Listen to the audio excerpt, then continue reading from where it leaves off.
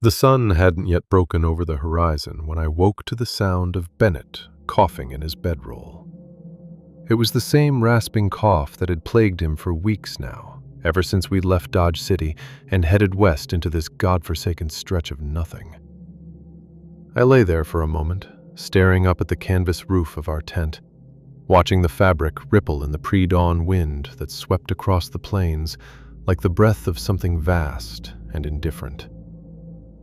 My name is Thomas Garrett, and in the summer of 1889, I was 26 years old and working as a surveyor for the Kansas and Colorado Railroad. It wasn't glamorous work, but it was steady, and steady was all a man could ask for in those days. We were a crew of 12, surveyors, engineers, laborers, pushing our way westward through land that seemed to resist every spike we drove, every rail we laid. Before I go any further, I want you to do something for me. If you're listening to this account, if you've made it this far, leave a comment below. Tell me where you're hearing this from. Tell me if you believe in things that can't be explained.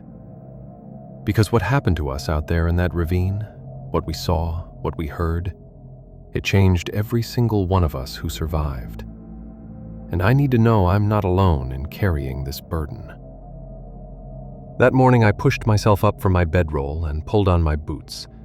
The leather was stiff from the cold, even though it was June.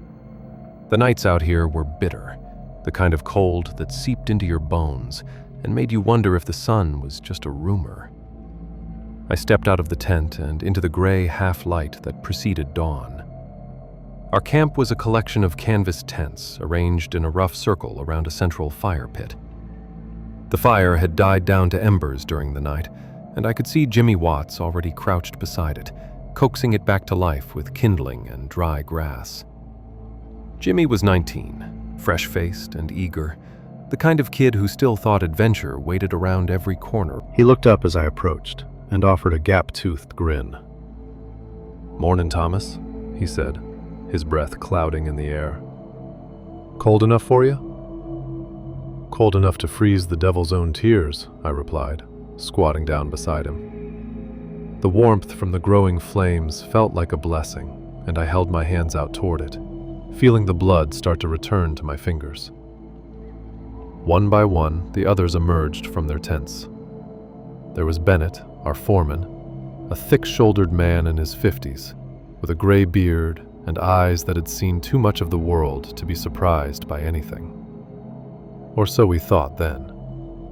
There was Marcus, a freed slave who'd come west looking for a new life, and found himself driving spikes instead.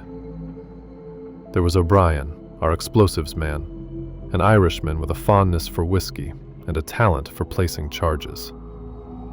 There was Dutch, who wasn't actually Dutch, but had earned the nickname because he refused to speak about where he'd come from. And there were others: Henderson, Coop, Santiago, Williams. Men whose faces I can still see when I close my eyes, though some of them never made it out of that ravine. We gathered around the fire as the sun finally crested the horizon, painting the sky in shades of orange and red that seemed almost violent in their intensity. Bennett poured coffee from a battered pot, the liquid thick and black as tar, and we drank it gratefully, feeling it burn its way down our throats. "We're 3 miles from the ravine," Bennett announced, his voice gravelly from sleep and smoke. "I want to reach it by midday, set up a new camp on the near side, and start surveying the approach tomorrow." The ravine. We'd been hearing about it for weeks, ever since we'd passed through the last settlement, a collection of sad buildings that barely qualified as a town. The locals there had warned us about the land ahead, spoken in hushed tones about the ravine that cut through the plains like a wound in the earth's flesh. "You'll want to go around it," one old man had told us, his face weathered and lined like dried leather. His name was Josiah, and he ran the general store where we'd stopped for supplies. "Nothing good comes from that place. The Kiowa won't go near it, and the Cheyenne gave it a wide berth long before they were pushed north." Bennett had laughed at that, the confident laugh of a man who believed in rails and steam and progress. "We're not going around anything," he'd said. "The company wants a straight line west, and that's what we'll give them." But Josiah hadn't laughed. He'd just looked at Bennett with eyes that seemed far older than his face, and said, "Some lines aren't meant to be crossed, mister. Some boundaries exist for a reason." I remembered that conversation as we broke camp that morning, rolling up our bedrolls and loading our equipment onto the wagon. The old man's words had stuck with me, though I'd told myself it was just superstition, the kind of nonsense that took root in isolated places, where people had too much time to let their imaginations run wild. We set out as the sun climbed higher, the wagon wheels creaking and groaning over the uneven ground. The land here was different from what we'd crossed before. The grass seemed thinner, paler, as if the earth itself was sick. There were fewer birds. I realized that as we walked, the absence of their songs creating a silence that felt unnatural. Even the wind seemed wrong somehow, carrying with it a smell I couldn't quite place, something ancient and organic, like dried bones and old blood. "You feel that?" Marcus asked, falling into step beside me. He was a big man, nearly 6.5 feet tall, with hands that could bend iron and a voice that was surprisingly gentle. "The air, it feels different." I nodded, grateful that someone else had noticed it too. "Like a storm's coming, maybe."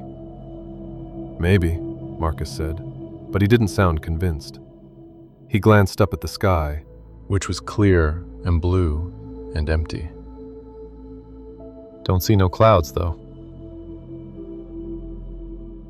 We walked in silence for a while. The only sounds, the crunch of our boots on the dry grass, and the constant creak of the wagon.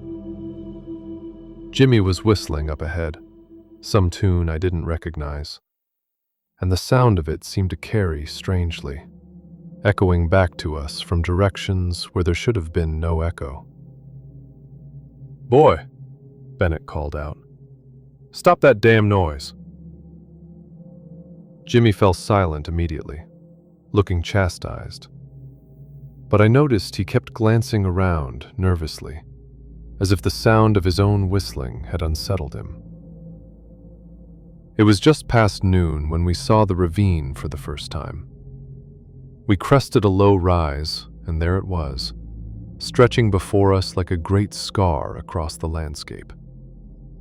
It was wider than I'd expected, maybe 100 yards across at its narrowest point, and deep. So deep that I couldn't see the bottom from where we stood. The sides were sheer rock, stratified in layers of red and brown and black, and it ran north to south as far as the eye could see. "Christ," O'Brien breathed beside me. "How deep you reckon that goes?" "Deep enough," Bennett said, though I could hear the uncertainty in his voice. This was going to be more difficult than any of us had anticipated. Building a bridge across this chasm would take months, maybe longer. It would require materials we didn't have, expertise we didn't possess. But that wasn't what bothered me most about the ravine. What bothered me was the silence. Standing there on the edge, I realized I couldn't hear anything from the bottom. No sound of water, no animal noises, nothing. It was as if the ravine was a mouth that swallowed sound itself. "We'll camp here tonight," Bennett decided. "On this side. Tomorrow we'll start figuring out how to get across." We set up camp about 50 yards back from the edge, as if by unspoken agreement, none of us wanted to sleep too close to that darkness. As we worked, I noticed Dutch standing at the rim, staring down into the depths. His face was pale, and his hands were clenched into fists at his sides. "Dutch," I called out. "Come help with the tents." He didn't respond immediately. When he finally turned to look at me, his eyes seemed unfocused, as if he was looking through me rather than at me. "You hear that?" he asked. "Hear what?" "Exactly," he said, and walked away from the edge, his boots dragging in the dirt like he was suddenly exhausted. That evening, as we sat around the fire eating beans and hardtack, Santiago told us a story he'd heard from his grandmother. Santiago was from Texas, the son of Mexican immigrants, and he had a seemingly endless supply of tales about ghosts and spirits and things that walked between worlds. "My abuela, she told me about the Nahuali," he said, his voice low and rhythmic. "Shapeshifters. They can take the form of animals, or sometimes they appear as people you know. But you can always tell them by their eyes. The eyes never change. They stay animal, even when the rest looks human." "That's just stories," Henderson scoffed. He was a practical man, an engineer from Philadelphia who believed in mathematics and physics and nothing else. Old wives' tales to scare children. "Maybe," Santiago agreed. "But my abuela, she swore she saw one once, when she was a girl. It looked like her sister, walking across the yard in the middle of the night. But when it turned to look at her, the eyes were wrong. Yellow eyes, like a coyote." "What happened?" Jimmy asked, leaning forward. The firelight made his young face look even more childish, all shadows and flickering light. "She ran inside and told her father. He went out with his rifle, but there was nothing there. Just tracks in the dirt. Coyote tracks, leading away into the desert." Santiago paused, poking at the fire with a stick. "But here's the thing. Those tracks, they started right where the woman had been standing, like she'd just changed from one form to another and run off." "Horseshit," O'Brien said, but there was no conviction in his voice. He took a long pull from his flask and passed it to Cooper. Bennett stood up abruptly, his face hard in the firelight.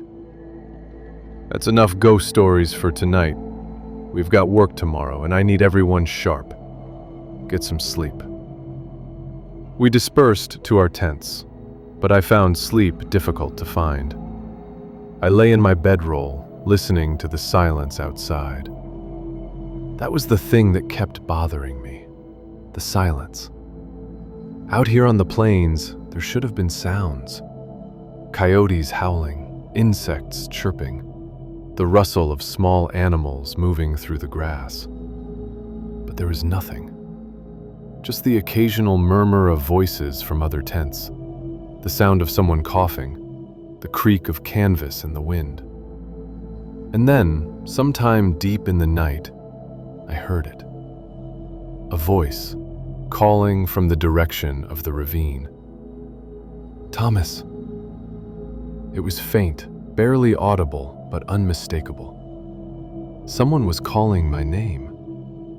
I sat up in my bedroll, my heart suddenly pounding. Beside me, Bennett was snoring, and in the other bedroll, Marcus breathed heavily in deep sleep. "Thomas." There it was again, clearer this time. It sounded like Jimmy's voice, young and frightened.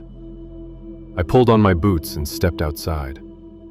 The moon was nearly full, casting everything in shades of silver and black. The fire had burned down to coals, giving off barely any light. I looked around the camp, trying to see where the voice had come from. "Thomas, help me." It was coming from the ravine. I walked toward the edge, my feet moving almost without my conscious control. The closer I got, the clearer the voice became. It was definitely Jimmy. He sounded scared, like he was in trouble. "Thomas, please. I fell. I can't get up." I reached the edge of the ravine and looked down. The moonlight didn't penetrate far into that darkness, but I thought I could see something moving down there, a pale shape shifting in the shadows. "Jimmy?" I called out, my voice sounding strange and flat, as if the ravine absorbed it before it could properly echo. "Is that you?" Yes, it's me. I slipped and fell. My leg is broken. Please, you have to help me." Something about the voice wasn't quite right. The words were correct, the tone was frightened, but there was something underneath it, something that made the hair on the back of my neck stand up. It was like listening to a perfect copy of someone's voice played on a phonograph. Mechanically accurate, but missing some essential quality that made it real. "How did you get down there?" I asked, taking a step back from the edge. "I was walking. I couldn't sleep, and I got too close to the edge. Please, Thomas, it hurts so bad. Help me." I turned and looked back at the camp. In the moonlight, I could see all the tents standing silent and still. And then I saw something that made my blood run cold. Jimmy was standing by the fire pit, maybe 30 yards away, staring at me. His mouth was open, as if he wanted to call out, but no sound came from him. He raised one hand and pointed toward the ravine, his eyes wide with fear. I looked back down into the darkness. "Thomas," the voice called again, but now it sounded different. Eager, hungry. "Thomas, come down here. Come down and help me." I backed away from the edge, my legs suddenly weak. Jimmy was running toward me now, and behind him I could see other figures emerging from the tents, awakened by the commotion. "What the hell are you doing?" Jimmy gasped when he reached me. "I heard you talking to someone." "There's something down there," I said, my voice shaking. "Something that sounds like you." We all gathered at the edge of the ravine, all 12 of us, standing in a line and staring down into that impenetrable darkness. Bennett brought a lantern, holding it out over the void, but its light seemed to die just a few feet down, swallowed by the blackness. "Thomas," the voice called again. And this time, it wasn't just Jimmy's voice. It shifted and changed, becoming Bennett's voice, then Marcus's, then my own voice, calling my own name. A sound so wrong and impossible that it made me want to scream. "Jesus Christ," O'Brien whispered, making the sign of the cross. "Back to camp," Bennett ordered, his voice tight. "Now, everyone back to camp, and no one goes near the edge alone. No one." We retreated from the ravine, and this time we built the fire up high, piling on wood until the flames leaped 10 feet into the air. We sat around it in a circle, none of us speaking, all of us listening to the voices that continued to call from the darkness, cycling through each of our names in turn, sometimes pleading, sometimes threatening, sometimes just calling out in voices that belonged to people we knew, but who were sitting right there beside us. The sun couldn't rise fast enough that morning, and when it finally did, painting the sky in those same violent shades of orange and red, we found something that made our blood run cold. Tracks, leading from the ravine to our camp and circling around our tents before heading back to the edge. But they weren't human tracks. They were the tracks of a coyote, walking on its hind legs. None of us spoke as we stared at those tracks in the pale morning light. They were impossible, and yet there they were, pressed into the dust as clear as anything I'd ever seen. The prints of a coyote's hind paws, yes, but spaced far apart. The gait of something walking upright like a man. They circled our camp 3 times, I counted, before leading back to the ravine's edge and disappearing. Bennett crouched down beside one of the prints, his weathered hand hovering over it but not touching, as if contact might somehow make it more real. His face had gone pale beneath his gray beard, and I could see his jaw working, grinding his teeth the way he did when he was trying to solve a problem that had no solution. "Could be a trick," Henderson said, though his voice lacked conviction. "Someone from that settlement trying to scare us off." "Why?" Marcus asked quietly. "What would they gain?" Henderson had no answer for that. We all knew the nearest town was 3 days' ride back the way we'd come, and the people there had barely had enough supplies for themselves, let alone the resources to send someone out here to play pranks on a railroad crew. "It's what I told you about," Santiago said, his voice barely above a whisper. "The Nawali, the Skinwalkers, they're real." "There's no such thing," Bennett said, but the words sounded hollow, even to my ears. He stood up, brushing the dust from his pants with hands that trembled slightly. "We're men of reason, men of science and industry. There's an explanation for this, and we'll find it." "Will we?" Dutch spoke for the first time that morning. He'd been standing apart from the group, staring at the tracks with an expression I couldn't quite read.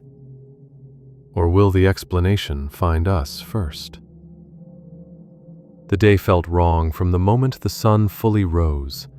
The light seemed different somehow, thinner, as if it couldn't quite penetrate the air properly. We went through the motions of breaking our fast, choking down coffee and hardtack, but no one had much appetite. Jimmy kept glancing toward the ravine, his young face drawn and pale. O'Brien took more frequent pulls from his flask than usual.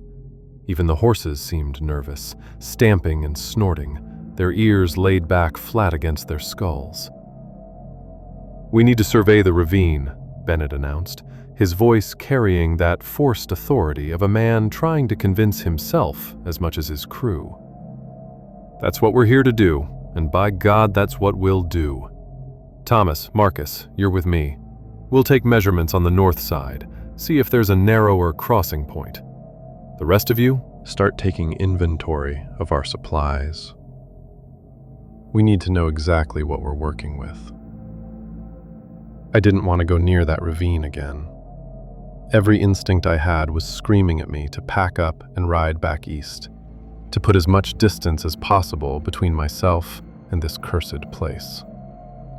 But I was being paid to do a job, and in 1889, jobs weren't something you walked away from lightly.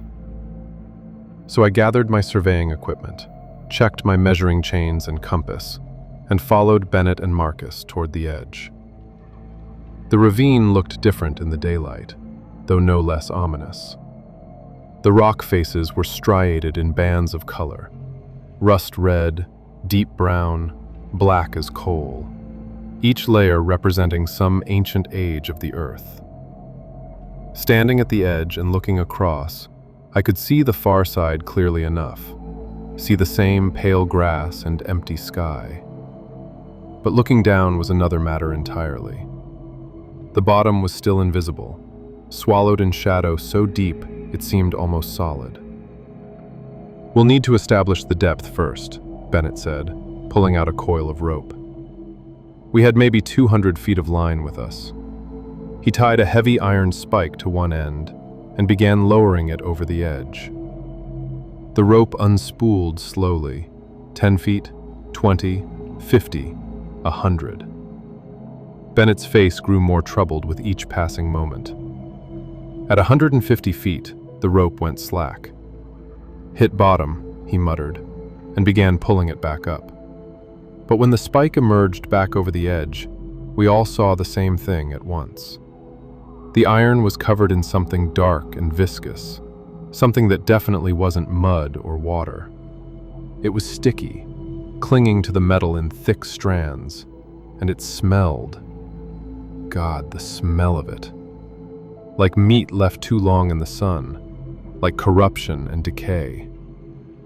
Marcus took a step back, his hand covering his nose and mouth. What in God's name is that? Bennett scraped some of the substance off with a stick, watching it drip slowly back toward the ground. I don't know, he admitted. I've never seen anything like it. We spent the next several hours mapping the ravine's edge, taking measurements, making notes that would probably never matter. The entire time, I felt watched. Not by the other men. I knew where they were, could see them working in the distance. This was something else, a presence that pressed against the back of my neck like a cold hand that made my skin crawl and my breath come short. Twice I thought I saw movement at the bottom of the ravine, something pale shifting in those shadows. But when I looked directly at it, there was nothing there, just darkness and the lingering sense that something was looking back at me. It was Marcus who first noticed the sounds. We'd stopped for water around midday, sitting on the ground a safe distance from the edge, when he cocked his head to one side and frowned. "You hear that?" I listened. At first, there was nothing but the wind. Then I caught it, a faint sound, almost musical, like wind chimes made of bone. It seemed to come from everywhere and nowhere at once, rising and falling in a rhythm that was almost hypnotic. "What is that?" I asked. Bennett stood up, turning slowly in a circle, trying to locate the source. "Probably just the wind moving through the rock formations down in the ravine. Creates strange acoustics." But the sound didn't feel natural. It felt deliberate, purposeful, like something was trying to communicate in a language we couldn't quite understand. And underneath it, if I strained my ears, I could hear something else. Whispers, too faint to make out words, but unmistakably voices. "We should head back," Marcus said suddenly. His hands were shaking as he capped his canteen. "This place ain't right, Mr. Bennett. We all feel it. Those tracks this morning, those voices last night. Something's wrong here." "We have a job to do," Bennett insisted, but I could hear the doubt creeping into his voice. "Is it worth dying for?" Marcus asked bluntly. "Because that's what I think is going to happen if we stay here. Something's going to die." Before Bennett could respond, we heard a shout from the direction of camp. It was Jimmy's voice, high and frightened, calling for help. The three of us ran, leaving our equipment scattered on the ground, racing back across the dusty earth toward the tents. We found the crew gathered in a tight knot near the supply wagon. They parted as we approached, and I saw what had caused the commotion. Someone had been in our supplies. Crates had been opened, their contents scattered across the ground. But it was what had been left behind that made my stomach turn. Arranged in a neat line on top of one of the supply crates were 5 dead coyotes. They'd been gutted, their bodies opened from throat to tail, their insides removed. But their pelts were intact, laid out flat like they were being prepared for tanning. And in the center of each empty carcass, someone had placed one of our tools. A hammer, a spike, a chisel, a measuring tape, a pencil. "Jesus, Mary and Joseph," O'Brien breathed, making the sign of the cross again. "Who would do this?" Henderson demanded, though his voice shook. "Which one of you sick bastards did this?" But we all knew none of us had done it. We'd been accounted for all morning. Bennett, Marcus, and I at the ravine, the others working together on the inventory. There was no way any member of the crew could have killed and gutted 5 coyotes, arranged this grotesque display, without being seen. "It's a warning," Santiago said softly. "The Nahuali, the Skinwalkers, they're territorial. We've crossed into their land and they're telling us to leave." "There's no such thing as Skinwalkers," Henderson insisted, but there was no strength left in his skepticism. We could all see the truth in front of us, even if our rational minds refused to accept it. "We're leaving," Marcus said flatly. "Right now. Load up the wagon, gather your gear." We're getting the hell out of here. We can't, Bennett said, and for the first time, I heard defeat in his voice. The company expects us to survey this route, to provide recommendations for the bridge construction. If we leave without completing the job, then we leave without completing the job, Marcus interrupted. I don't give a damn what the company expects. I'm not dying out here for a railroad that's never going to get built anyway. Look around you, Mr. Bennett. Look at where we are. Nothing grows here. Nothing lives here. There's a reason for that. He's right, Cooper added, speaking up for the first time. Cooper was usually quiet, kept to himself, but now his voice carried across the camp. I've been out west for 15 years, worked on 4 different rail lines. I've seen rough country, dangerous country, but I've never felt anything like this. It's like the land itself wants us gone. A murmur of agreement ran through the crew. I could see Bennett's resolve crumbling, see him weighing his duty to the railroad against the very real fear in his men's eyes. He was a good foreman, and good foremen knew when to push their crews and when to listen to them. "We'll stay one more night," he finally said, holding up a hand to forestall the protests. "One more night, and we'll conduct a final survey in the morning. If we can find a viable crossing point, we'll mark it and head back. If not, we'll report that the ravine is too deep and recommend an alternate route. Either way, we're gone by tomorrow afternoon. Agreed?" It wasn't what any of us wanted, but it was a compromise we could live with. One more night. We could survive one more night. The rest of the day passed in tense silence. We disposed of the coyote carcasses, burning them in a fire pit we dug well away from camp. The smell was terrible, oily smoke that clung to our clothes and hair. As we worked, I noticed Dutch standing apart again, his eyes fixed on the ravine. His lips were moving, But I couldn't hear what he was saying. It looked like he was praying or maybe arguing with himself. "Dutch!" I called out. "You all right?" He turned to look at me, and for a moment, his eyes seemed strange, almost reflective, catching the light in a way that human eyes shouldn't. Then he blinked, and they were normal again. "Fine," he said shortly. "Just fine." But he wasn't fine. None of us were. As evening approached and the sun began its descent toward the horizon, the temperature dropped rapidly. We built up the fire again, creating a barrier of light against the gathering darkness. No one suggested we split up to sleep in our tents. Instead, we dragged our bedrolls into a circle around the fire, close enough that we could reach out and touch each other if needed. Santiago pulled out a small wooden cross his grandmother had given him, kissing it before tucking it back under his shirt. O'Brien passed his flask around, and this time even Bennett took a pull, grimacing as the whiskey burned down his throat. Jimmy sat close to me, his young face pale in the firelight, his rifle across his knees, even though none of us believed bullets would do much good against whatever was out there.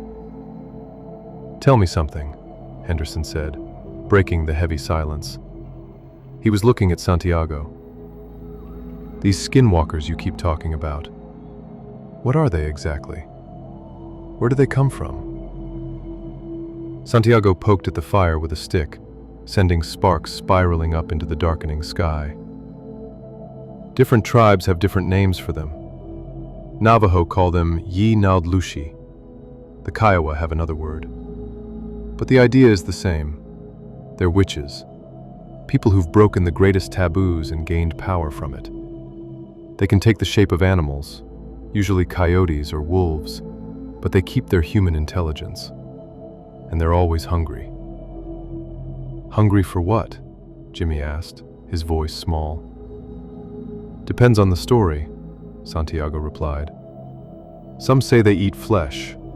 Others say they feed on fear, on the terror of their victims.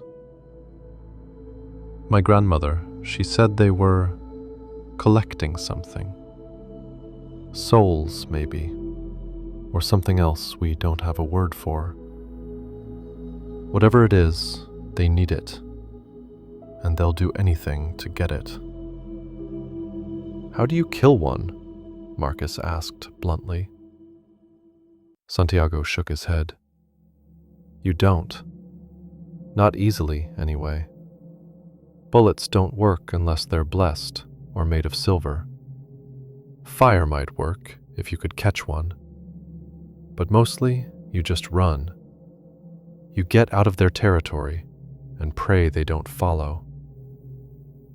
"Well, that's comforting," O'Brien muttered, taking another drink. The night deepened around us, the darkness beyond our fire growing thick and oppressive. The stars came out, more stars than I'd ever seen, scattered across the sky like diamonds on black velvet. But their light seemed cold and distant, offering no comfort.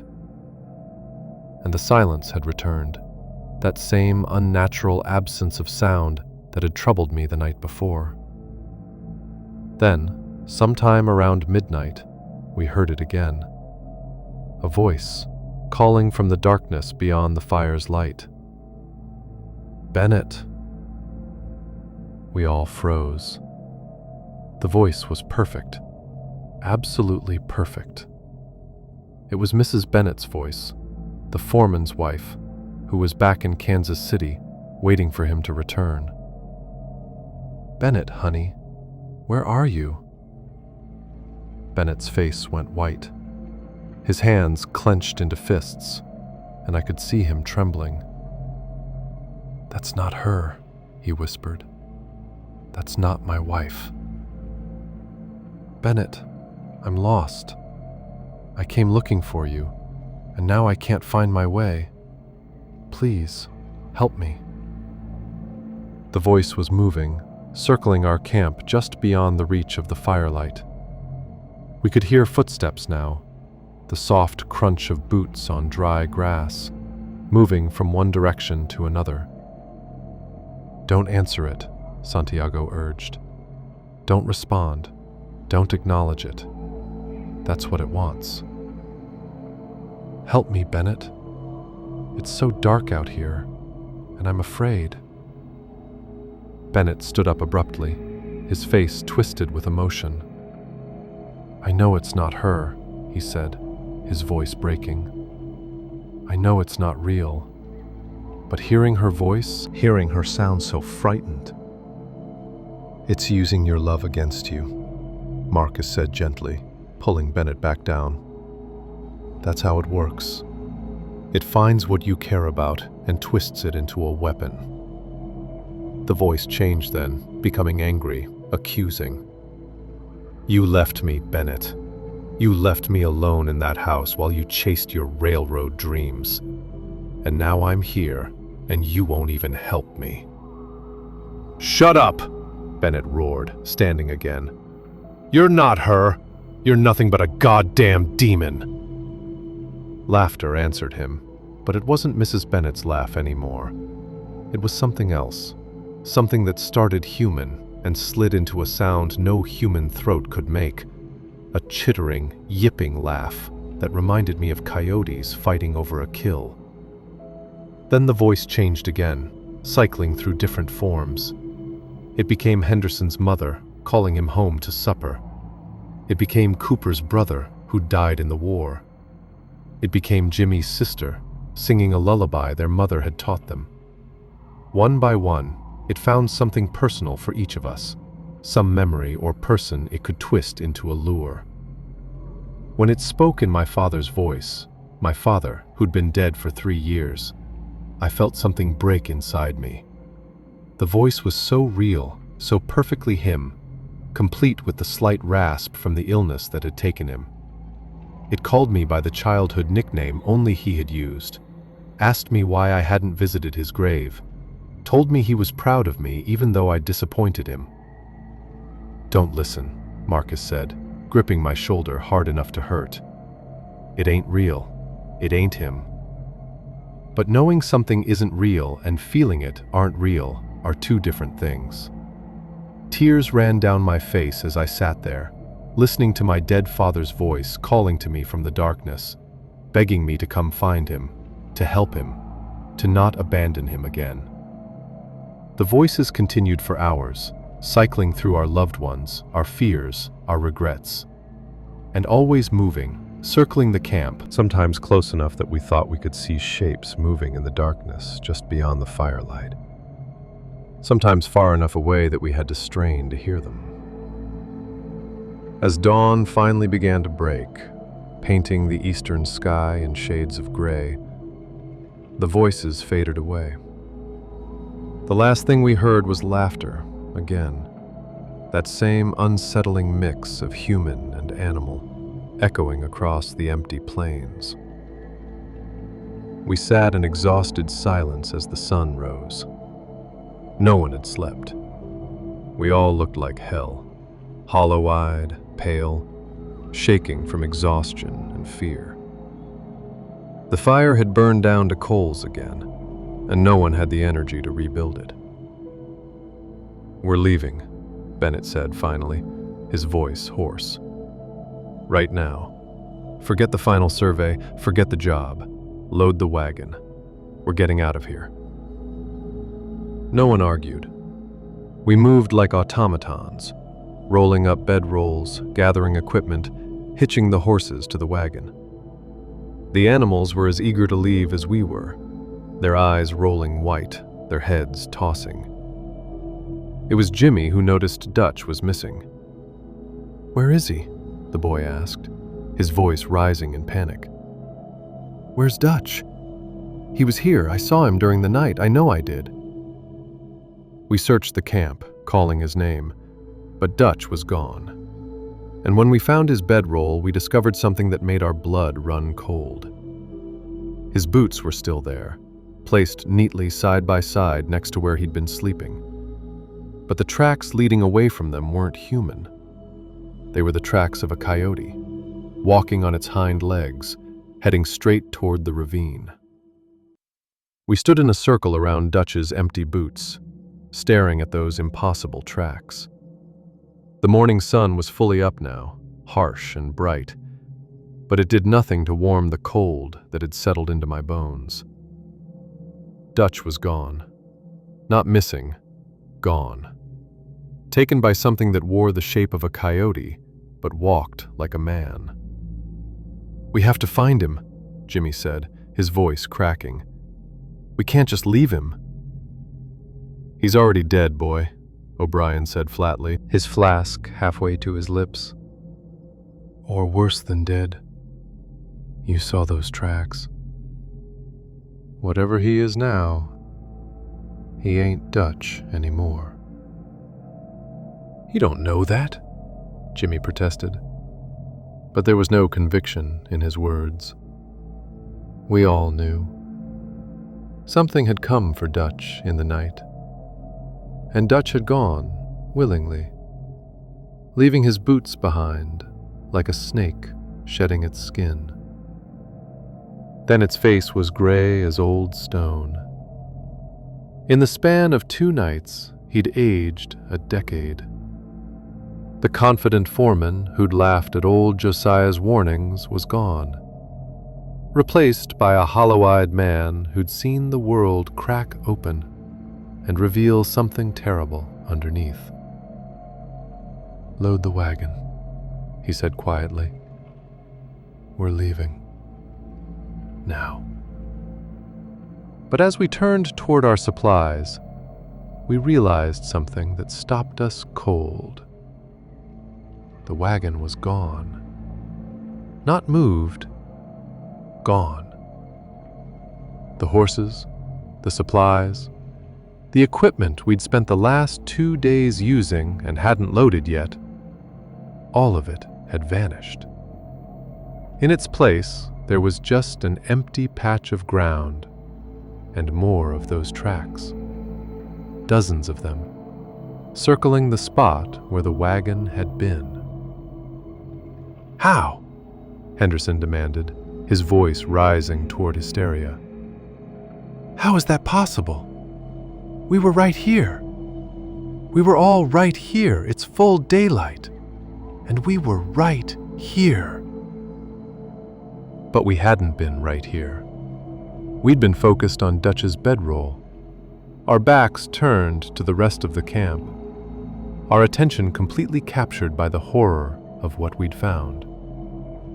It had only been a minute, maybe 2, but that had been enough. "It's playing with us," Santiago said, his voice hollow. "Like a cat with mice. It could have taken us any time, but it's enjoying our fear." "Then we walk," Marcus said firmly. "We still have what we're carrying. We still have our legs. 3 days back to that settlement, maybe 4 on foot. We can make it." "Can we?" Cooper asked. And there was something in his voice that made us all turn to look at him. He was staring at the ravine, his face slack and strange. "Can we really walk away?" "I don't think it's going to let us." "What the hell are you talking about?" O'Brien snapped. "It's a goddamn animal, not the devil himself. We walk east, we keep walking, and we get out of its territory." "Is it an animal?" Cooper asked, still staring at the ravine. "I've been listening to it. All night I listened to those voices, and I realized something. It wasn't just mimicking people we knew. It was mimicking them perfectly. Their voices, their speech patterns, things they would actually say. How does an animal do that? How does an animal know about Henderson's mother, about Bennett's wife, about my brother who died at Gettysburg?" "Witchcraft," Santiago said. "Like I told you, the Nahuali, they're not just animals. They're people who've become something else, who've traded their humanity for power."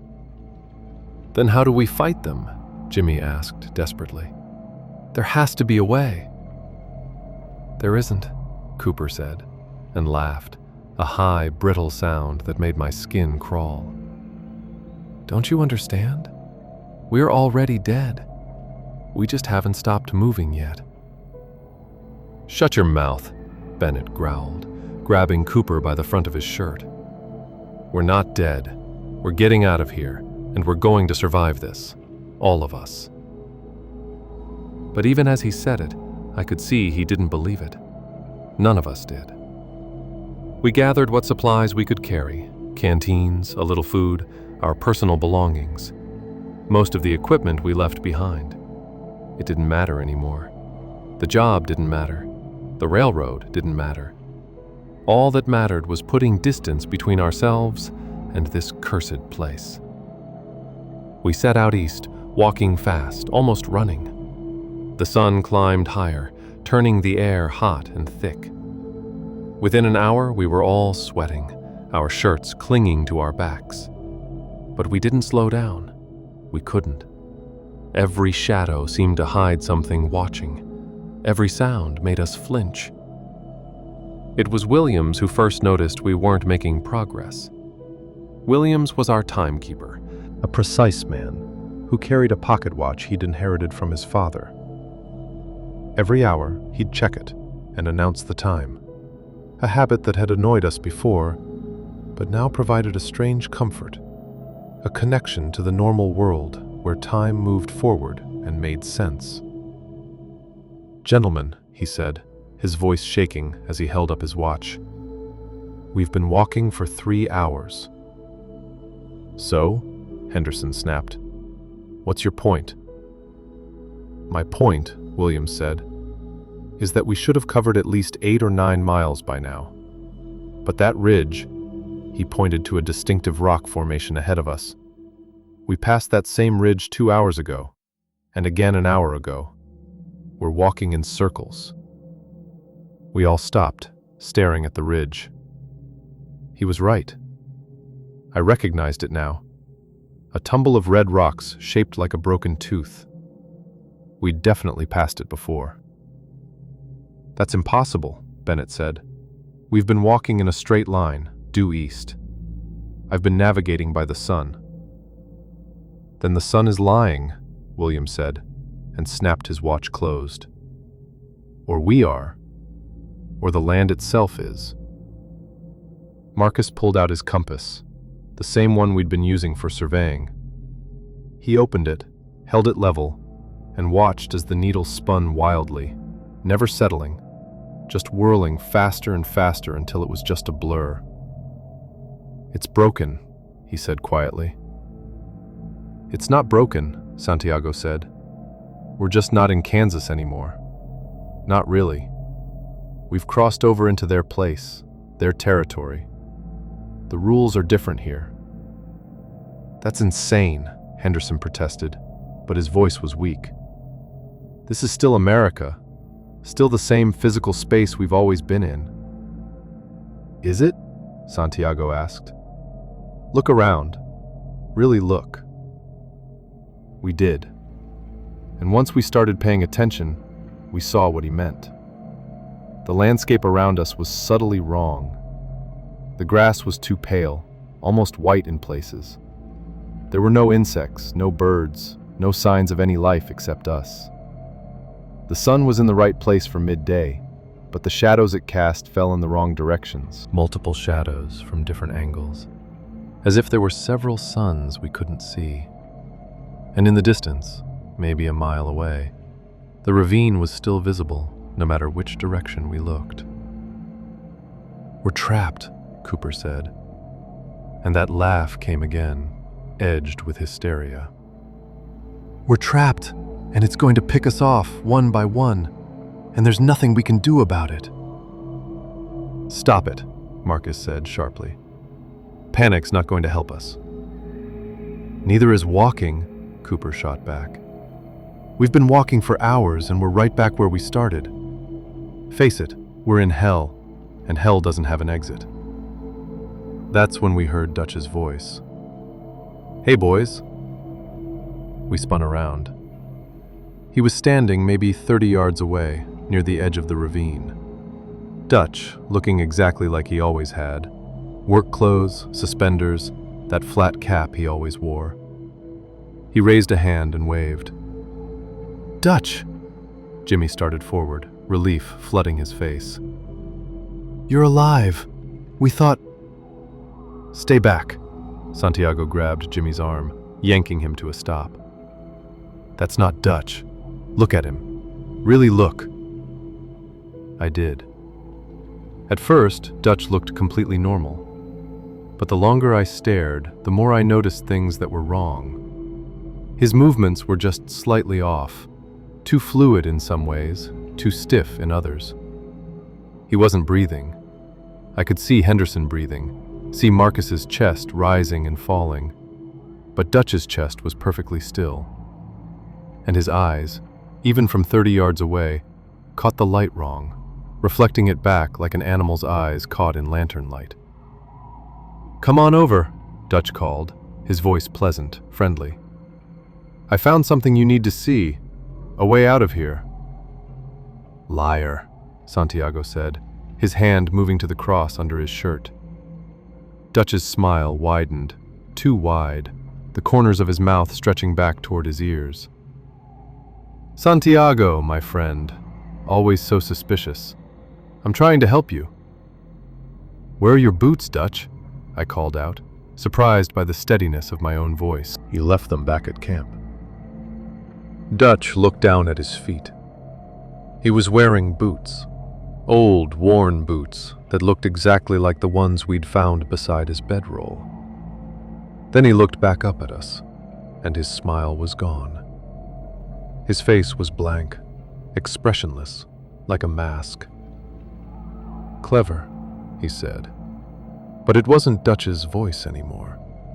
It was something else. Something that mimicked human speech, but came from a throat not meant for human words. Too clever. That's going to make this less fun. "What do you want?" Bennett demanded, his hand moving to the pistol at his hip. "Why are you doing this?" "Want?"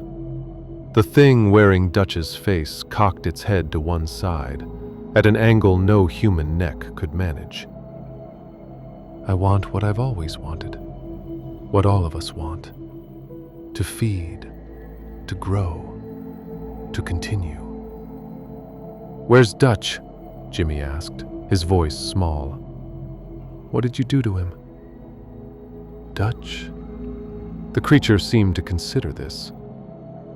"Dutch is here. Part of him, anyway. The rest I needed. You understand. We all have needs." The thing that looked like Dutch took a step toward us, and as it did, its form seemed to shimmer and shift. For just a moment, I saw what it really was underneath. Something thin and angular, covered in skin that didn't quite fit, moving on joints that bent in wrong directions. Then it snapped back to looking like Dutch again. But we'd all seen. We'd all seen what it truly was. "Stay back," O'Brien warned, pulling out his own pistol. "I'll shoot. I swear to God." "Shoot then," the creature said, spreading its arms wide. "See what good it does you." O'Brien fired. The shot was loud in the stillness, echoing across the empty plains. I saw the bullet hit, saw Dutch's shirt tear and a hole appear in his chest. But there was no blood. The creature just looked down at the wound, then back up at us, and smiled that too wide smile again. "I told you," it said. "This is my place. My rules. Your weapons don't work here. Your tools don't work here. Even your hope doesn't work here."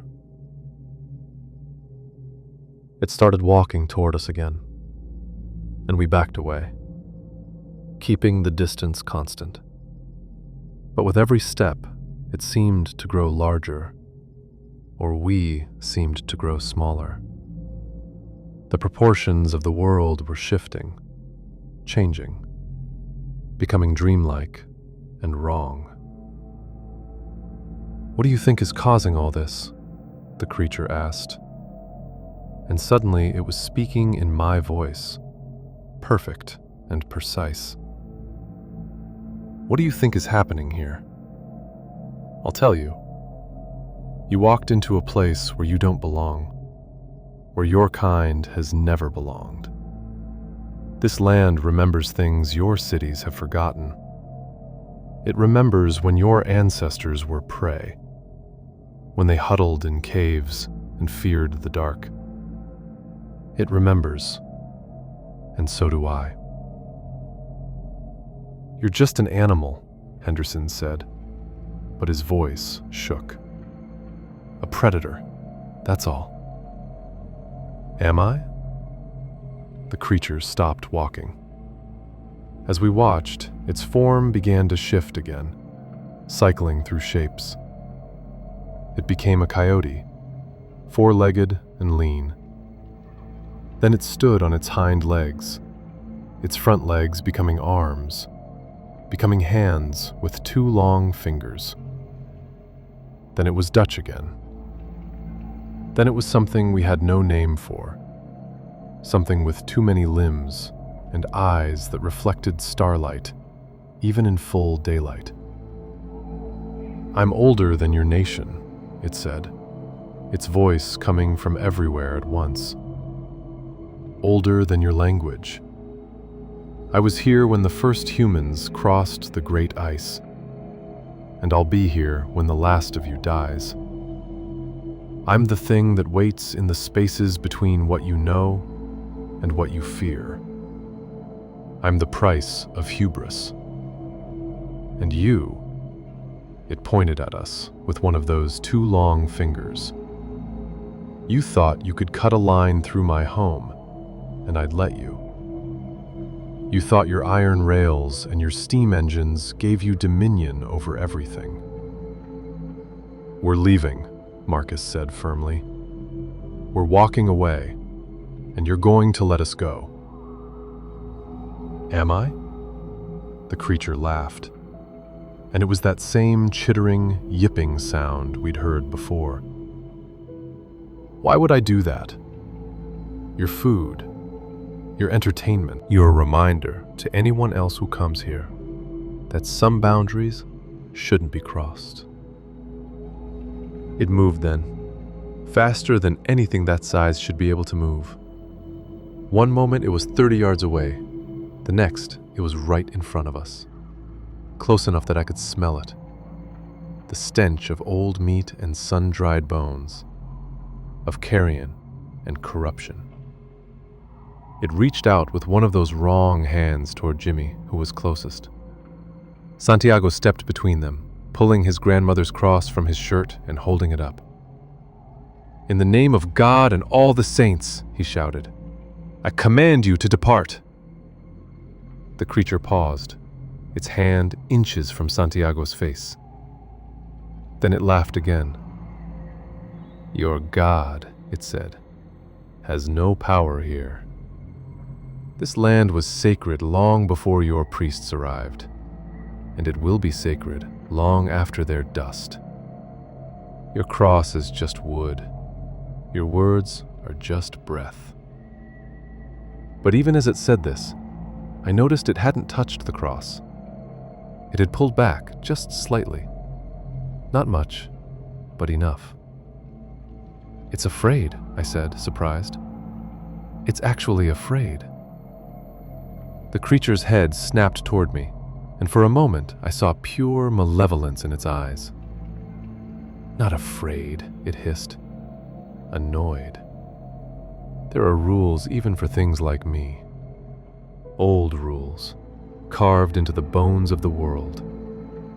That symbol," it gestured at Santiago's cross. "It's not the wood that matters. It's the faith, the belief.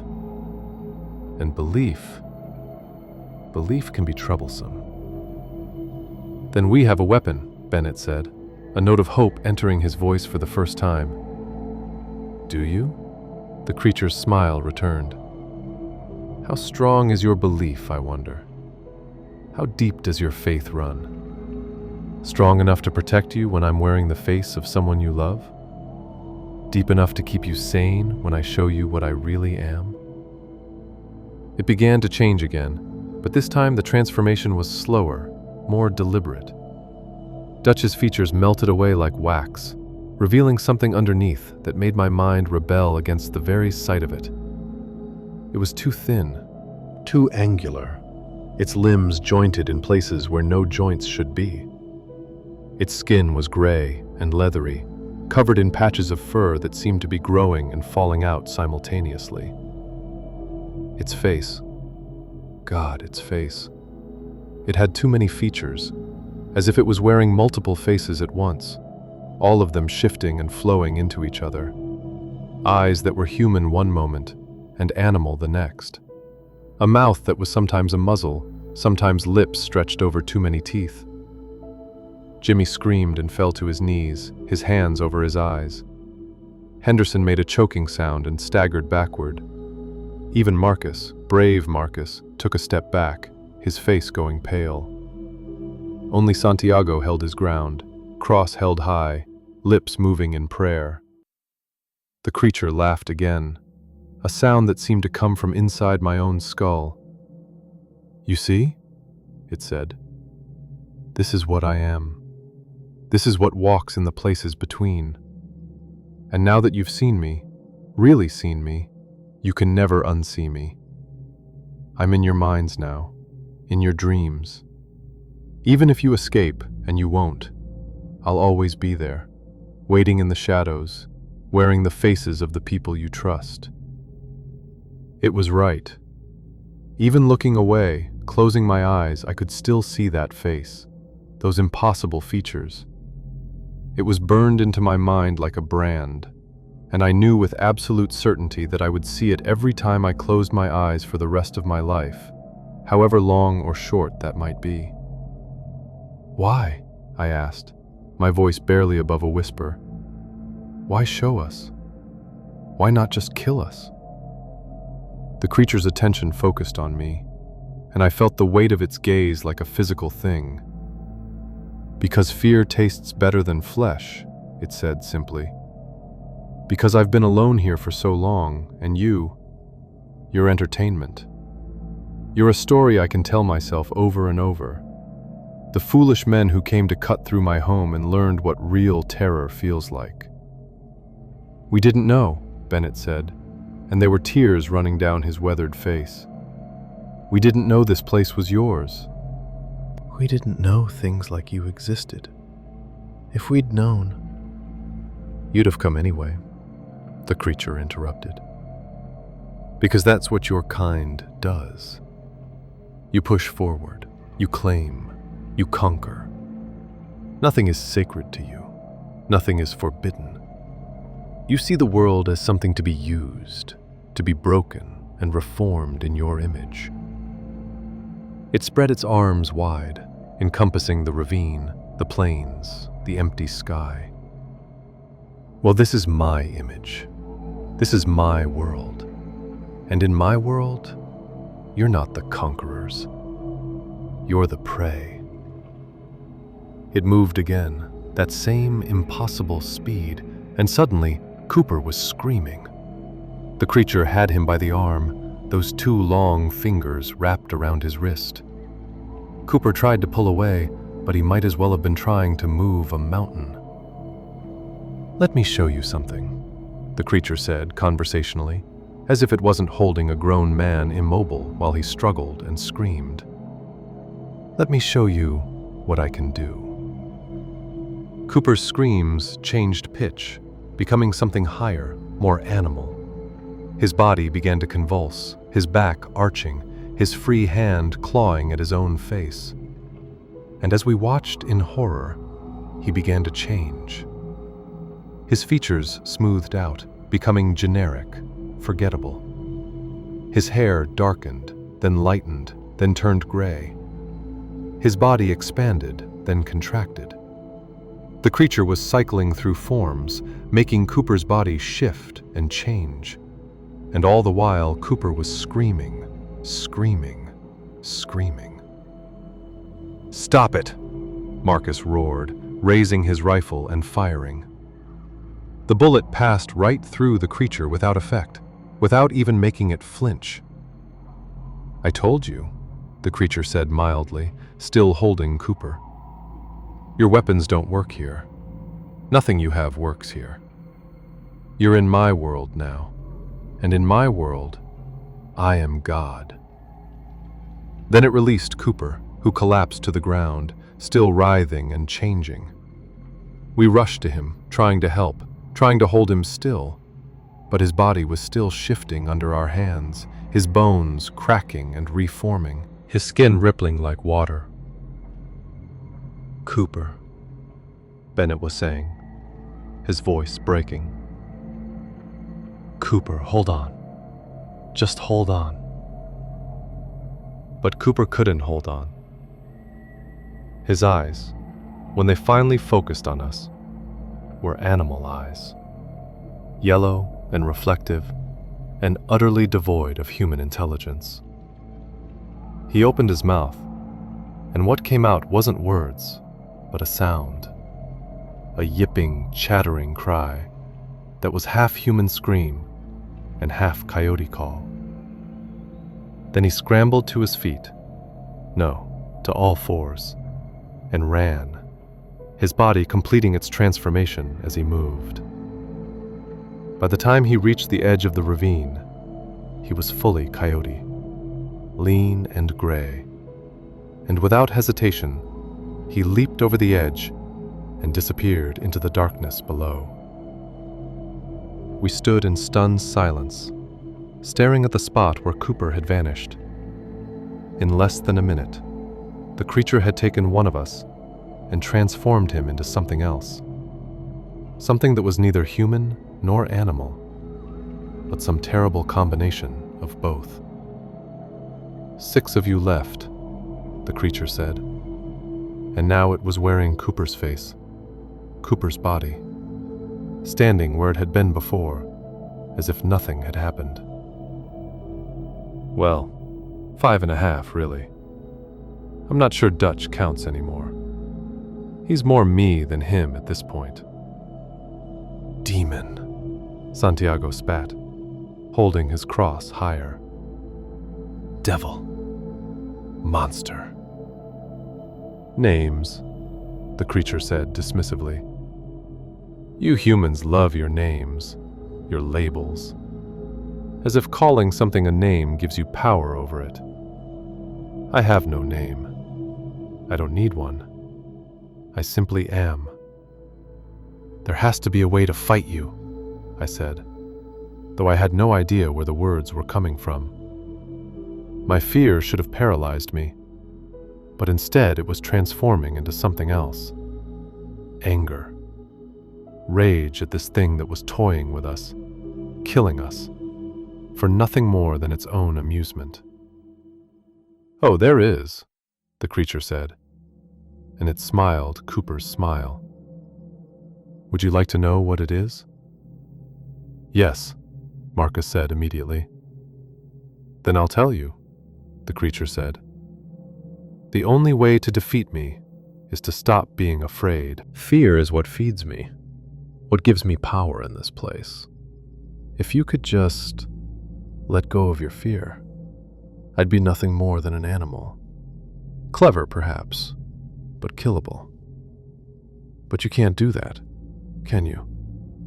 You can't just stop being afraid. It's in your nature. It's what makes you human. It was right. Even knowing that fear was its weapon, I couldn't stop the terror that coursed through my veins. My hands shook, my heart hammered. Every instinct I had was screaming at me to run, to flee, even though I knew running was pointless. So here's what's going to happen, the creature continued, pacing back and forth in front of us with Cooper's stolen gait.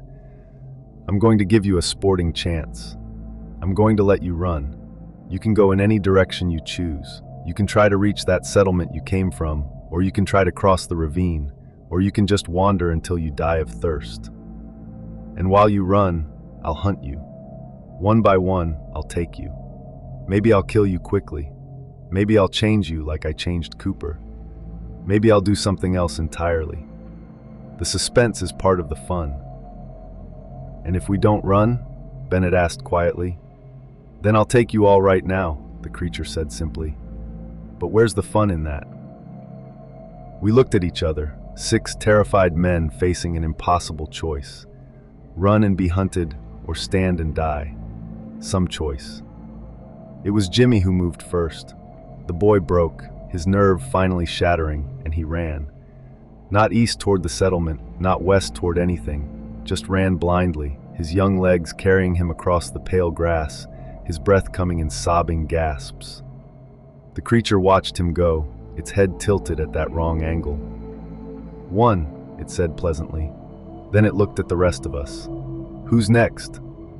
We stay together, Marcus said firmly, grabbing Henderson's arm as he started to drift away. We don't run, we don't separate, we stand our ground. Brave words, the creature said, but meaningless. You can't stand your ground when the ground itself is against you.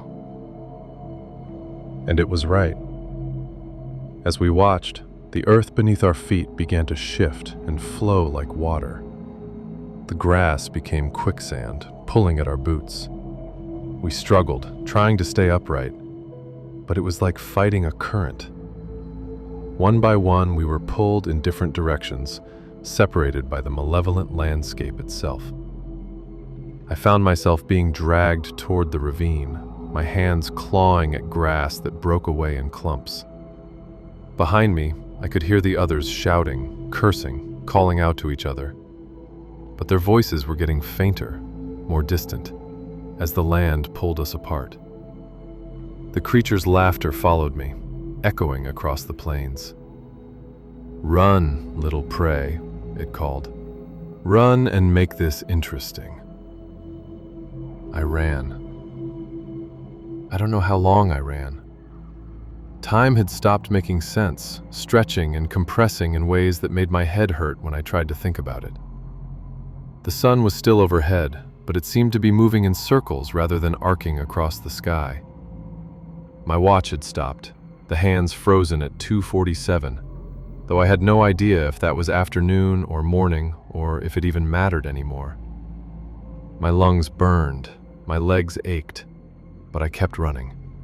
Because stopping meant dying, and some animal part of my brain refused to accept that outcome.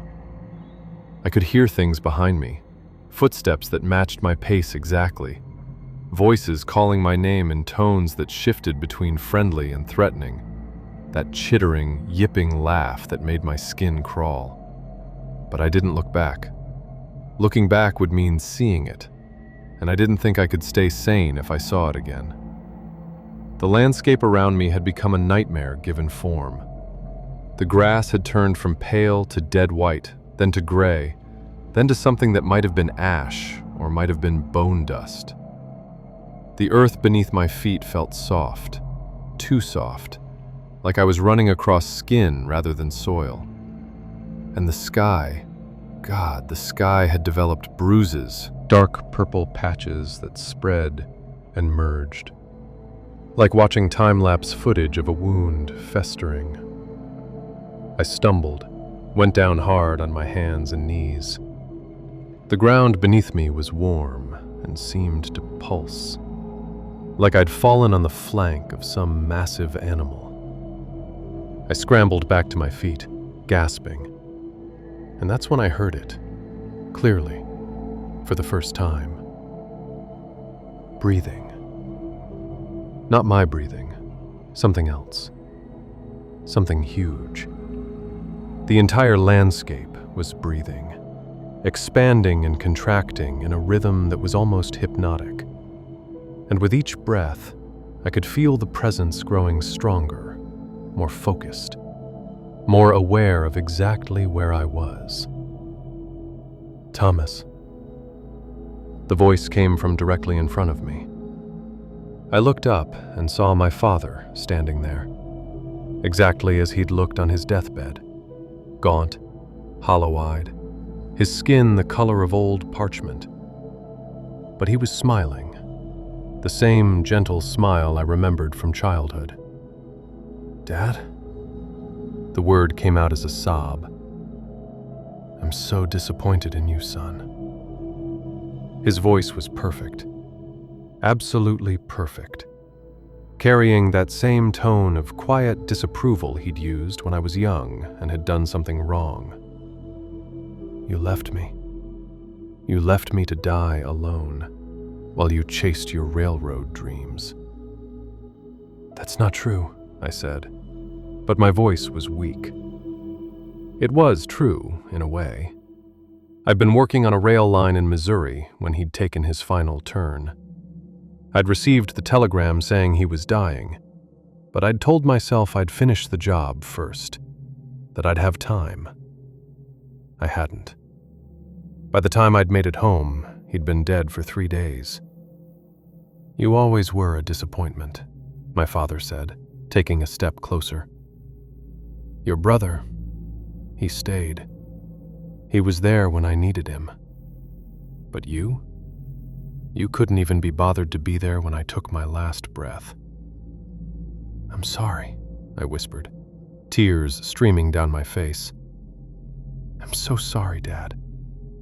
I should have been there. Sorry isn't enough, Thomas. Another step closer. But it's not too late to make amends. Come here. Let me hold you one more time. He spread his arms wide, inviting an embrace. And God help me, I almost went to him, almost walked into those arms because the guilt and grief were so overwhelming that even a false comfort seemed better than the pain. But then I noticed his shadow. It was wrong. The sun, or whatever was passing for the sun in this twisted place, was directly overhead, but my father's shadow stretched behind him at an impossible angle. And it wasn't the shadow of a man. It was the shadow of something on all fours, something with a long snout and pointed ears. "You're not my father," I said, taking a step back. The thing wearing my father's face tilted its head, and for a moment, the mask slipped. I saw those yellow eyes, that too wide mouth. "No," it agreed, my father's voice coming from that inhuman throat. "But I could have been. I could wear his shape forever if you wanted. I could be anyone you've lost, anyone you miss. Wouldn't that be nice? To have them back?" "Not like this. Never like this. Your loss." The illusion shattered completely, and my father's form melted away, revealing the creature underneath. It stood on its hind legs, easily 7 feet tall, its body lean and wrong. "I was hoping you'd make this easy. It's more satisfying when they come willingly." It lunged, and I threw myself to the side, rolling across that too soft ground. I heard its claws, or hands, or whatever they were, slice through the air where I'd been standing. I scrambled to my feet and ran again. Ran without direction or plan, just pure animal panic driving me forward. Behind me, I heard it laugh. "Yes," it called out. "Run. Make it fun." I ran until I couldn't run anymore, until my legs gave out and I collapsed in a heap, my lungs heaving, my vision swimming with black spots. I was going to die here. That knowledge settled over me with the weight of absolute certainty. I was going to die in this place that wasn't quite Kansas anymore, hunted by something that shouldn't exist, and no one would ever know what happened to me. That's when I heard the voices. "Thomas? Thomas, is that you?" I looked up. Marcus was stumbling toward me across the gray wasteland, with Santiago close behind him. They looked as bad as I felt. Exhausted, terrified, covered in dust and sweat. But they were alive. "Marcus!" I tried to stand. Failed. Managed it on the second try. "Santiago! Thank God," I thought. "It's hurting us," Marcus said, his voice hoarse. "I figured it out. It's not hunting us separately. It's driving us all toward the same place." "The ravine," Santiago added, pointing. And he was right. No matter which direction we looked, the ravine was visible in the distance, a dark slash across the landscape.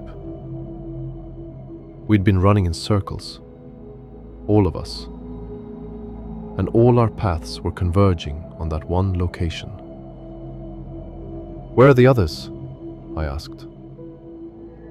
"Don't know. Haven't seen them since we got separated." Marcus pulled out his canteen, took a drink, passed it to me. The water was warm and tasted like metal, but it was the most wonderful thing I'd ever tasted. But if we're all being pushed toward the ravine, they'll be there too, or what's left of them. "So what do we do?" I asked. "Do we go there? Or do we try to go somewhere else?" "There is nowhere else," Santiago said quietly. "Don't you see? This whole place, everything around us, it's all connected to the ravine. The ravine is the source, the heart of its territory, and it's calling us home." "Then we go," Marcus said firmly. "But we go armed, and we go ready to fight. I don't know how to kill it, but by God, I'm going to try. We walked toward the ravine together, the three of us forming a tight group, each watching a different direction. The landscape continued to shift around us, the colors bleeding and changing, the ground pulsing with that steady, awful breathing. But nothing attacked us. The creature was waiting, letting us come to it.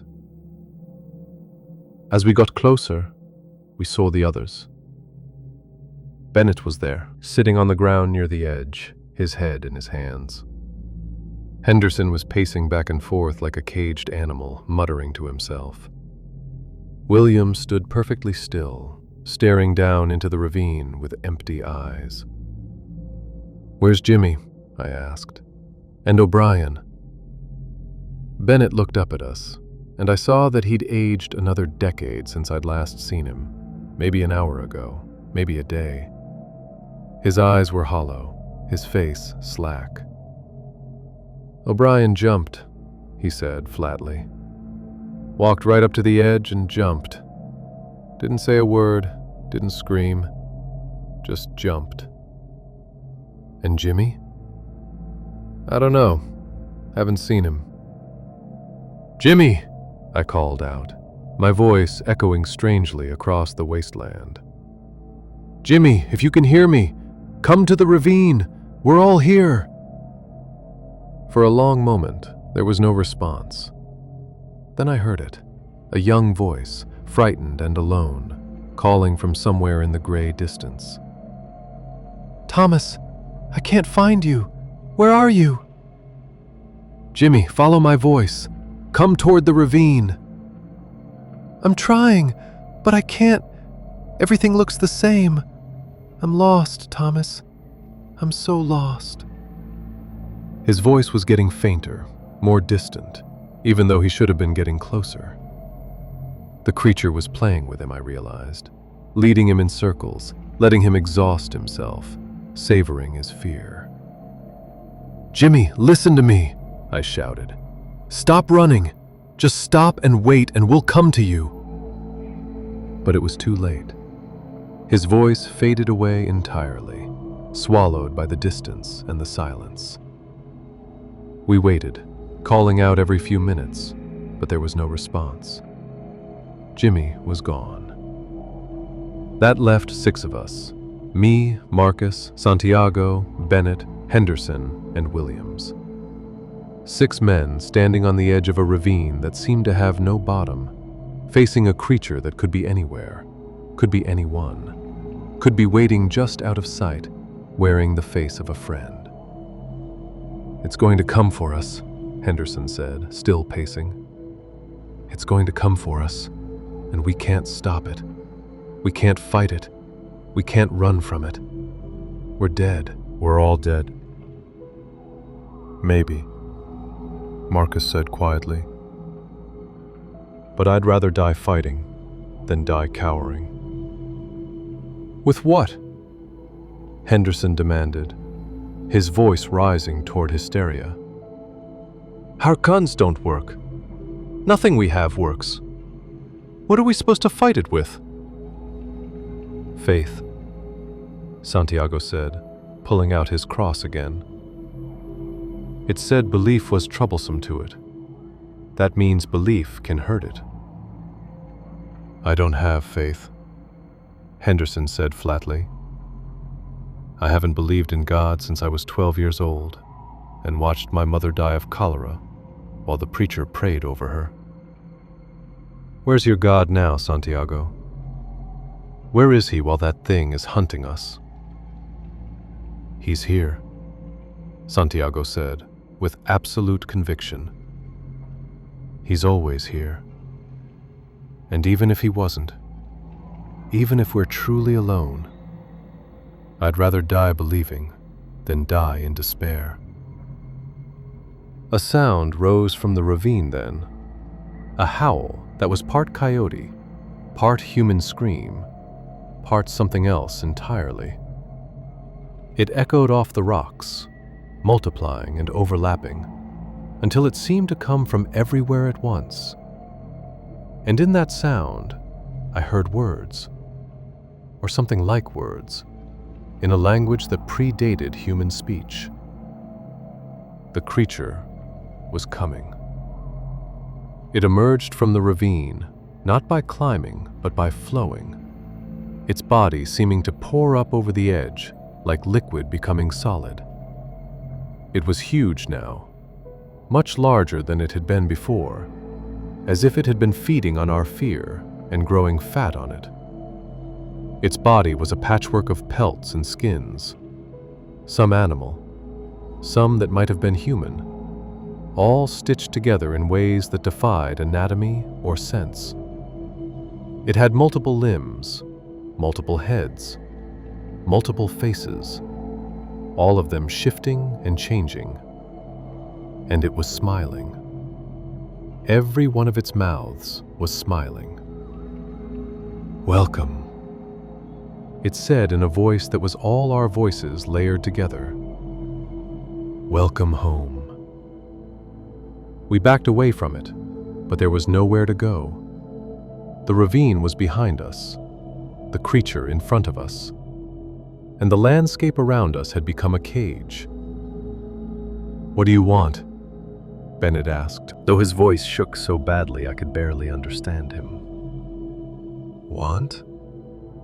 The creature seemed to consider this, its many heads tilting at different angles. "I want this moment, this perfect moment, when you realize that all your progress, all your civilization, all your belief in reason and science means nothing. I want you to understand that the world is bigger and older and stranger than you ever imagined. I want you to know that you are not the dominant species on this planet. You're just another form of prey. We're more than that," I heard myself say. My voice sounded stronger than I felt, and I latched onto that strength, pulled it around me like armor. We're more than food. We build things. We create. We love. We matter. "Do you?" The creature laughed, and the sound of it made my bones ache. "You build your rails and your cities and your monuments, and you think that makes you important. But I've watched civilizations rise and fall. I've seen empires crumble. I've witnessed the end of species older and greater than yours. Nothing you build will last. Everything you create will turn to dust. In 1,000 years, no one will remember your name, Thomas Garrett. No one will remember any of your names. But I'll still be here." It was right. God help me, it was right. In the face of something that had existed for millennia, what did our brief lives matter? What difference did we make? "Maybe you're right," Marcus said, stepping forward. "Maybe we don't matter in the grand scheme of things. Maybe we're just going to be dust and forgotten names. But we matter now. We matter to each other, and that's enough." He raised his rifle, the same rifle that hadn't worked before, and fired directly at the creature's center mass. The bullet passed through without effect, just as before. But Marcus kept firing, kept pulling the trigger even after the rifle was empty, the sound of the hammer clicking on empty chambers strangely defiant. The creature watched this display with something like curiosity. "Brave," it said. "Pointless, but brave. I'll make your end quick. That's the best I can offer." "No," Santiago said, stepping up beside Marcus. He held his cross out in front of him, his lips moving in prayer. "In the name of the Father, the Son, and the Holy Spirit, I command you to depart. This place is not yours. These men are not yours. You have no power here." "No power?" The creature's laughter was like knives scraping against bone. This is my place. I am the power here. But even as it said this, I noticed something. The cross in Santiago's hand was glowing. Not brightly, just a faint luminescence, like moonlight on water. And where the light touched the creature's many bodies, the flesh sizzled and smoked. "It's working," I breathed. "Santiago, it's actually working." The creature noticed it too. Several of its faces contracted in what might have been pain, and it took a step back, away from Santiago's cross. "That won't save you," it snarled. "That's just one symbol, one belief.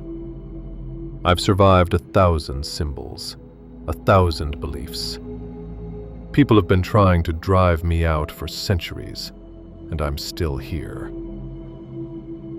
"Then let's add some more beliefs," Marcus said. He pulled out a small medicine bag he wore around his neck. Something his grandmother had given him, he'd told me once, made by a Cherokee medicine woman. He held it up alongside Santiago's cross. "And this," Henderson said, surprising all of us. He pulled a Star of David from under his shirt. "My grandfather's. I may not believe anymore, but he did. That has to count for something." One by one, we pulled out what talismans we had. Bennett had a St. Christopher medal. Williams had a rabbit's foot. I had a picture of my mother, which wasn't exactly a holy relic, but meant everything to me nonetheless. We formed a circle, holding these small objects, these tokens of faith and memory and love, and faced the creature together. And it recoiled. The symbols weren't strong enough to destroy it. I could see that clearly. But they were enough to hurt it, to make it hesitate. The creature's many mouths opened in a shriek that was part rage, part pain, part something else that had no name in human language. "You think this changes anything?" it screamed. "You think your little prayers and trinkets make you safe? I'll just wait. I'll wait until you're tired, until you're weak, until your faith wavers. And then I'll take you. All of you." "Maybe," Santiago said calmly. "But until then, you can't touch us. And if you're going to wait, so will we." We stood there, the 6 of us, forming a ring with our backs to each other, facing outward toward the creature and the landscape, and whatever else might be waiting in that blasted wasteland. The sun, or what passed for it, began to set, painting the bruised sky in shades of red and purple that looked like arterial blood and deep tissue damage. The creature circled us, staying just out of range of our symbols, testing for weaknesses. Sometimes it wore familiar faces, Jimmy looking frightened, Cooper looking betrayed, Dutch looking accusatory. Sometimes it wore the faces of loved ones long dead. Sometimes it showed us its true form, that impossible collection of parts and pieces that hurt to look at. But we held firm. Our arms grew tired from holding up our talismans. Our legs ached from standing. Our throats went dry from praying, from speaking encouragement to each other, from refusing to give in to the despair that pressed down on us like a physical weight. But we held firm. Hours passed, maybe days. Time had stopped making sense, but we stood our ground. And then something changed. The creature had been circling us, wearing the face of Williams's dead wife, when it suddenly stopped. Its head, her head, snapped to the side, looking at something in the distance. For the first time since this nightmare had begun, I saw something in its expression other than malevolence or amusement. I saw fear. No, it said quietly. Not yet. I'm not finished with them yet. What is it? Marcus whispered. What does it see? I followed the creature's gaze, straining my eyes against the dying light. At first, I saw nothing. Then, in the distance, I saw them. Lights. Dozens of them, hundreds of them, moving across the landscape like fireflies. And with the lights came voices, chanting in languages I didn't recognize. Kiowa, Cheyenne, Comanche, others I couldn't identify. The voices grew louder, closer, and the lights revealed themselves to be torches, carried by people who moved with purpose and determination. The tribes, Santiago breathed. They've come. And they had. Native Americans from the surrounding territories, perhaps drawn by the disturbance in the land, perhaps called by some sense that one of their ancient enemies was active again. They formed a ring around us and the creature, their torches creating a barrier of fire and light. An old woman stepped forward, her face weathered like carved stone, her eyes bright and fierce. She spoke in Kiowa, and though I didn't understand the words, I understood the tone. This was a command, an order, a banishment. The creature shrank back, and for the first time it looked small, diminished. This isn't over, it said, but its voice was weak, almost petulant. This land is still mine. I'll still be here when you're gone. Perhaps, the old woman said in English, her voice carrying an accent but clear nonetheless. But tonight, you go back into your hole. Tonight, you leave these men alone. And if you're wise, you'll stay down there and sleep for another 100 years. The creature looked at us, its many faces cycling through expressions of rage and hunger and frustrated desire. I'll remember you, it said, focusing on me. All of you.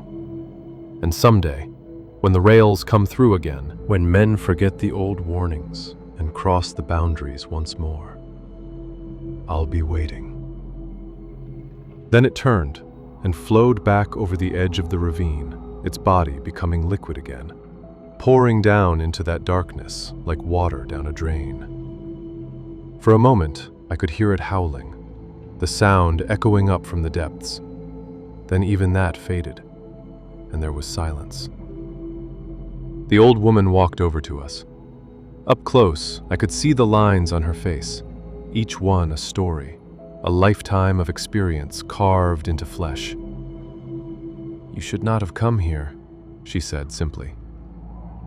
We didn't know, Bennett said, and he sounded like a child being scolded, all his authority and confidence stripped away. We were just doing our jobs. There are places your jobs should not take you, she replied.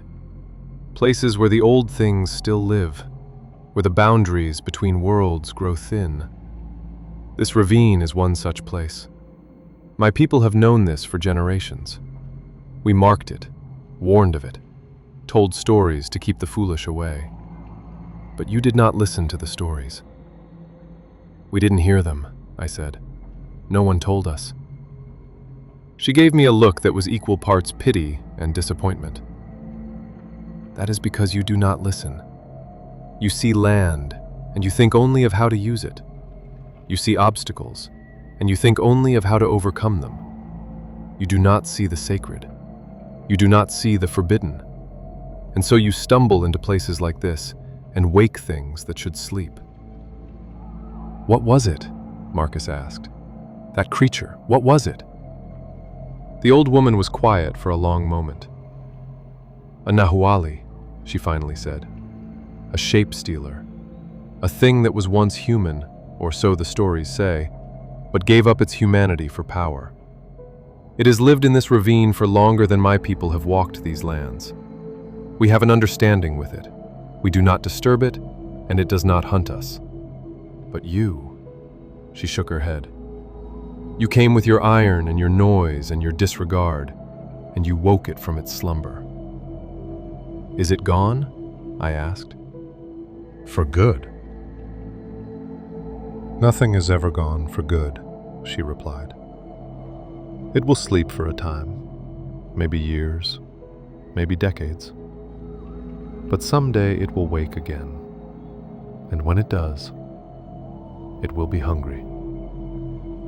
She looked at each of us in turn. You were fortunate tonight. My people saw the signs, the birds fleeing, the silence spreading, the land becoming sick. We knew something was wrong, and we came to see. If we had not... She didn't finish the sentence. She didn't need to. How do we repay you? Bennett asked. You saved our lives. What can we give you? Tell your railroad not to come here, she said firmly. Tell them this land is cursed, haunted, impossible to build on. Tell them whatever you need to tell them, but make sure they listen. If you bring your iron rails through this ravine, if you disturb it again with your building and your blasting, the Nahualli will wake. And next time, we may not arrive in time to save anyone. We promised. God, how we promised. We would tell the railroad this route was impossible. We would recommend going around, going over, going anywhere but through. We would keep this place safe, keep the boundary intact, keep the Nahualli sleeping in its dark home. The old woman nodded, satisfied. Then she and her people turned and walked away, their torches disappearing into the night, until we were alone again in the darkness. We didn't speak much after that. We gathered what little we had and started walking east, away from the ravine, guided by the stars that had finally become visible again, in a sky that was slowly returning to normal. We walked through the night and into the next day, not stopping until the ravine was far behind us, and the land around us felt alive again. Real grass, real earth, birds singing, insects buzzing, all the small signs of a world that made sense. 3 days later, we stumbled into that sad little settlement where old Josiah ran his store. He took one look at us and nodded, as if he'd been expecting us to come back looking exactly as we did. Hollow-eyed, traumatized, changed. You saw it, he said. It wasn't a question. We saw it, Bennett confirmed. Josiah poured us coffee, strong and black, and we drank it gratefully. You're lucky, he said after a while. Most men who go into that ravine don't come back. You lost people, I reckon. 3, I said quietly. Cooper, O'Brien, Dutch, and maybe Jimmy. We never found him. And the others? Josiah asked. The ones who didn't make it back with you? We looked at each other, realizing for the first time that there were only 6 of us. Williams was gone. When had that happened? Had he slipped away during the confrontation? Had the creature taken him when we weren't looking? We couldn't remember. The whole experience had taken on a dreamlike quality, events blurring together. 4 then, Josiah said gently. 4 men lost to the ravine. That's a heavy price. It could have been all of us, Marcus said. Yes, Josiah agreed. It could have been. Will be. For the next crew that tries to cross there. If you don't stop them. We stayed in that settlement for a week, recovering our strength and our sanity. Bennett sent a telegram to the railroad company, recommending the ravine route be abandoned. He cited unstable geology, impossible engineering requirements, hostile local populations. Every excuse he could think of except the truth. Because who would believe the truth? The railroad accepted his recommendation. The rails went north instead, adding months to the construction schedule and thousands to the budget. But they went around the ravine, and as far as I know, no crew has ever tried to cross that cursed place again. We made it back to civilization, if you could call it that. Dodge City felt like a different world, a place of noise and light, and people who had no idea what existed out there in the empty places between towns. We checked into a boarding house, and for the first time in what felt like years, I slept in a real bed. But sleep didn't bring rest. It brought dreams. Dreams of shifting faces and yellow eyes, of voices calling my name in the darkness, of a ravine that breathed like a living thing. I woke up screaming every night for a week.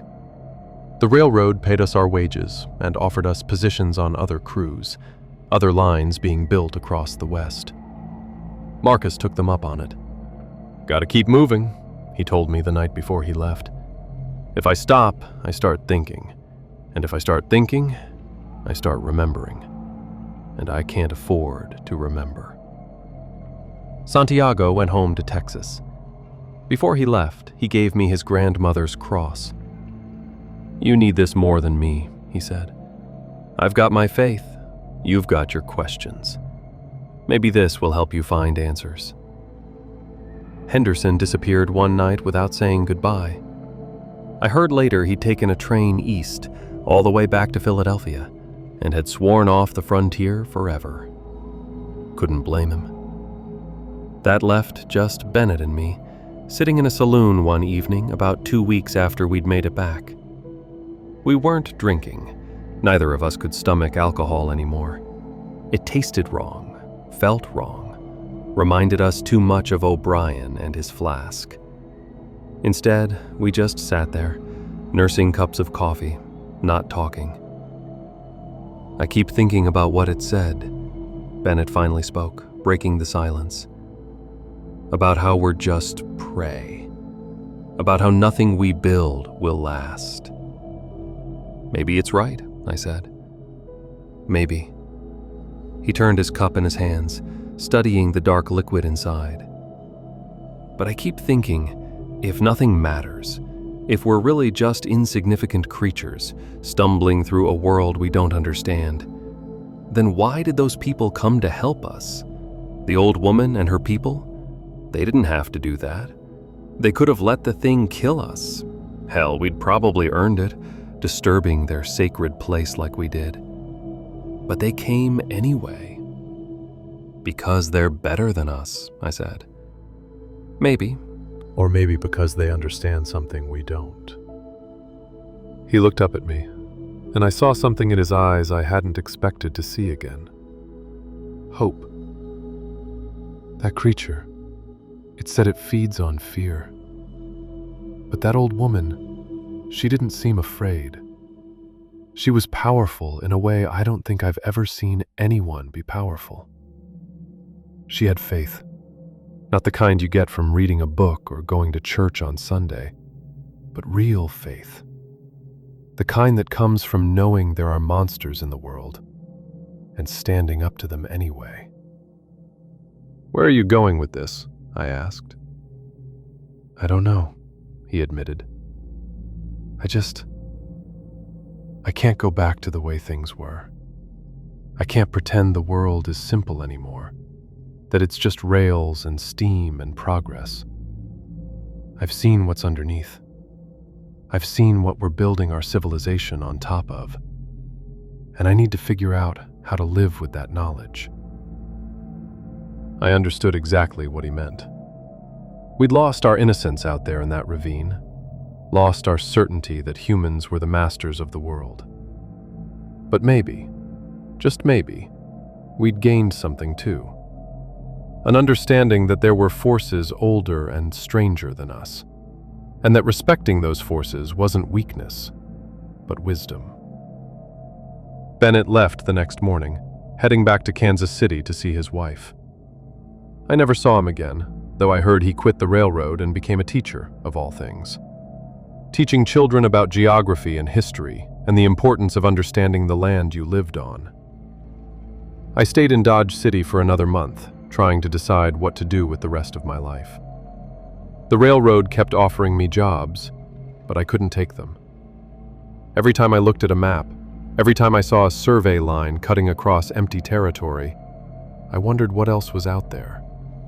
What other boundaries we were crossing without knowing it. What other ancient things we were disturbing with our progress.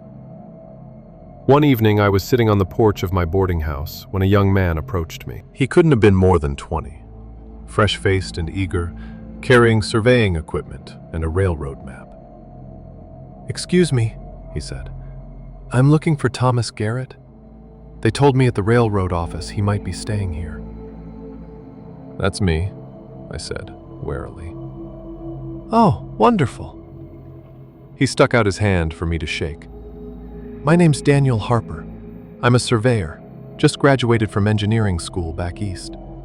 The railroad hired me to work on the western expansion, and I heard you were one of the best.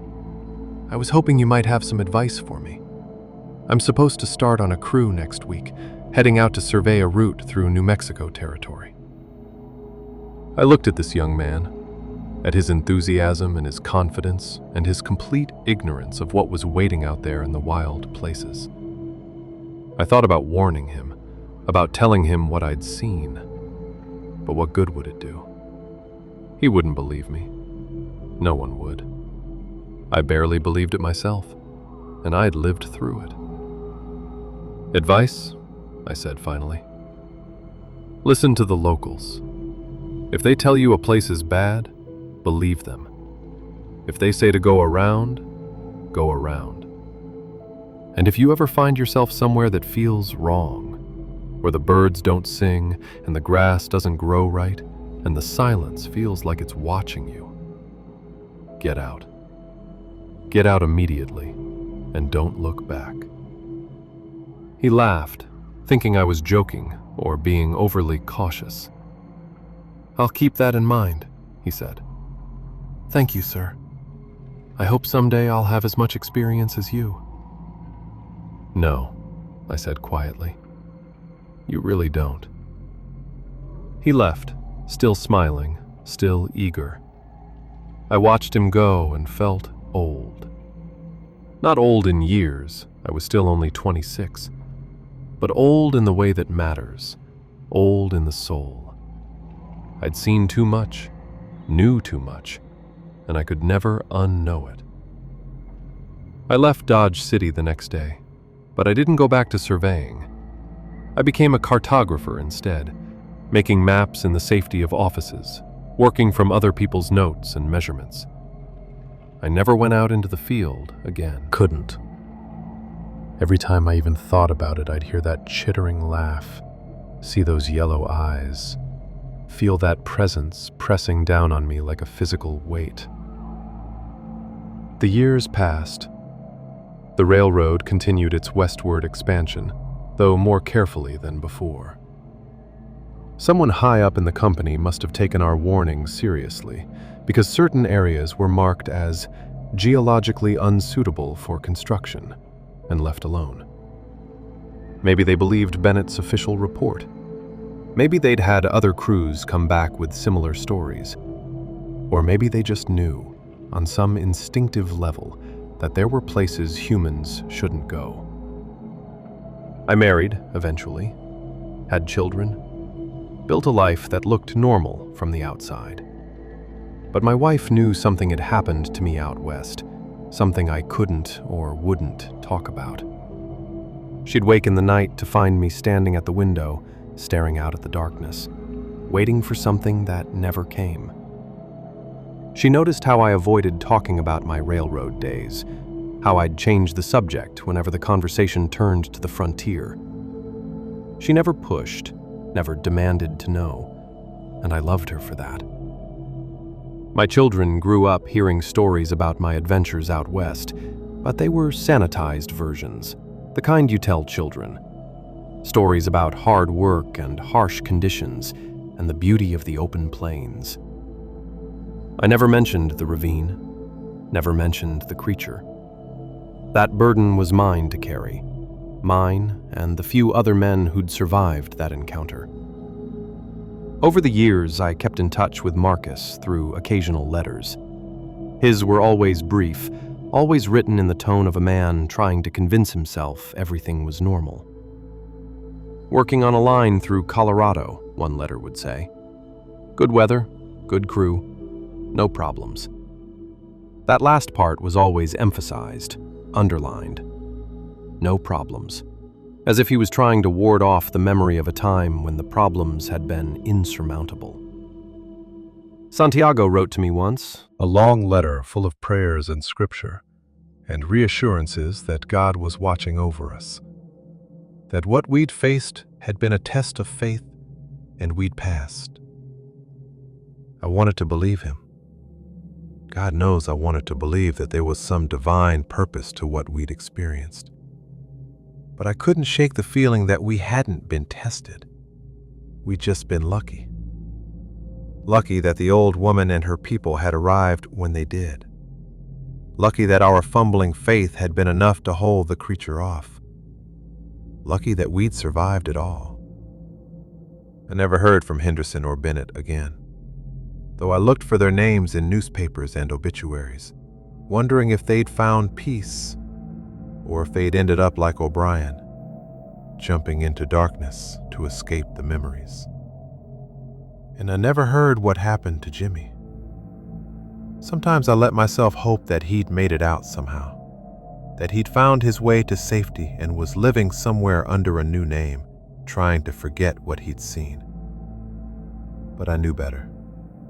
The land out there, it had been hungry.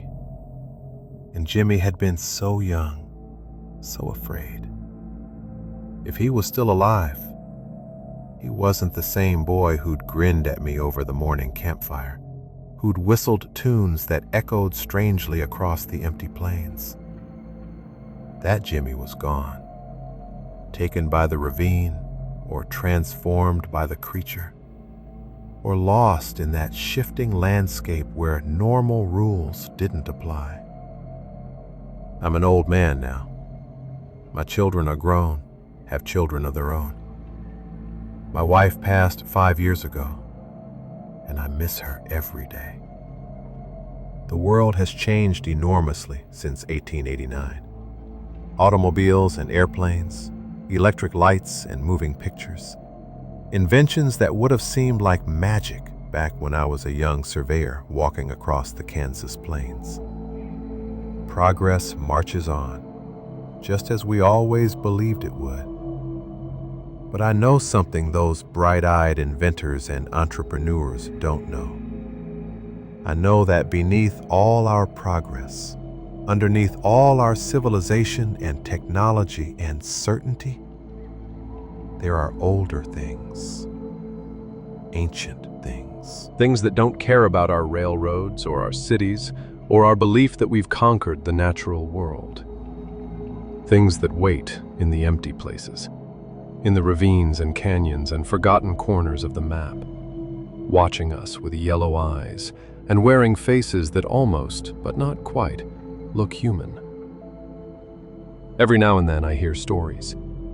A construction crew in Arizona that abandoned a job site for no official reason, though the rumors spoke of strange tracks and voices in the night. A group of surveyors in Nevada who disappeared completely, their equipment found scattered around a dried-up canyon as if they'd fled in panic. A mining operation in Colorado that was shut down after workers reported seeing things that couldn't be explained, hearing things that shouldn't exist. And I read these stories, these official reports that dance around the truth, and I know what those people encountered. I know what they saw. And I know that most of them probably didn't make it out to tell their stories, not like I did. The creature in the ravine promised it would remember us, said it would be waiting for the next time humans crossed its boundaries. I believe it. I believe it's down there still, sleeping in that darkness, dreaming its hungry dreams. And I believe that someday someone will disturb it again. Some surveyor or engineer or entrepreneur who doesn't listen to the local warnings, doesn't respect the sacred places, doesn't believe that there are boundaries that shouldn't be crossed. And when that happens, when the creature wakes again and starts its hunt, I hope those people are luckier than we were. I hope they have faith to protect them and knowledge to guide them.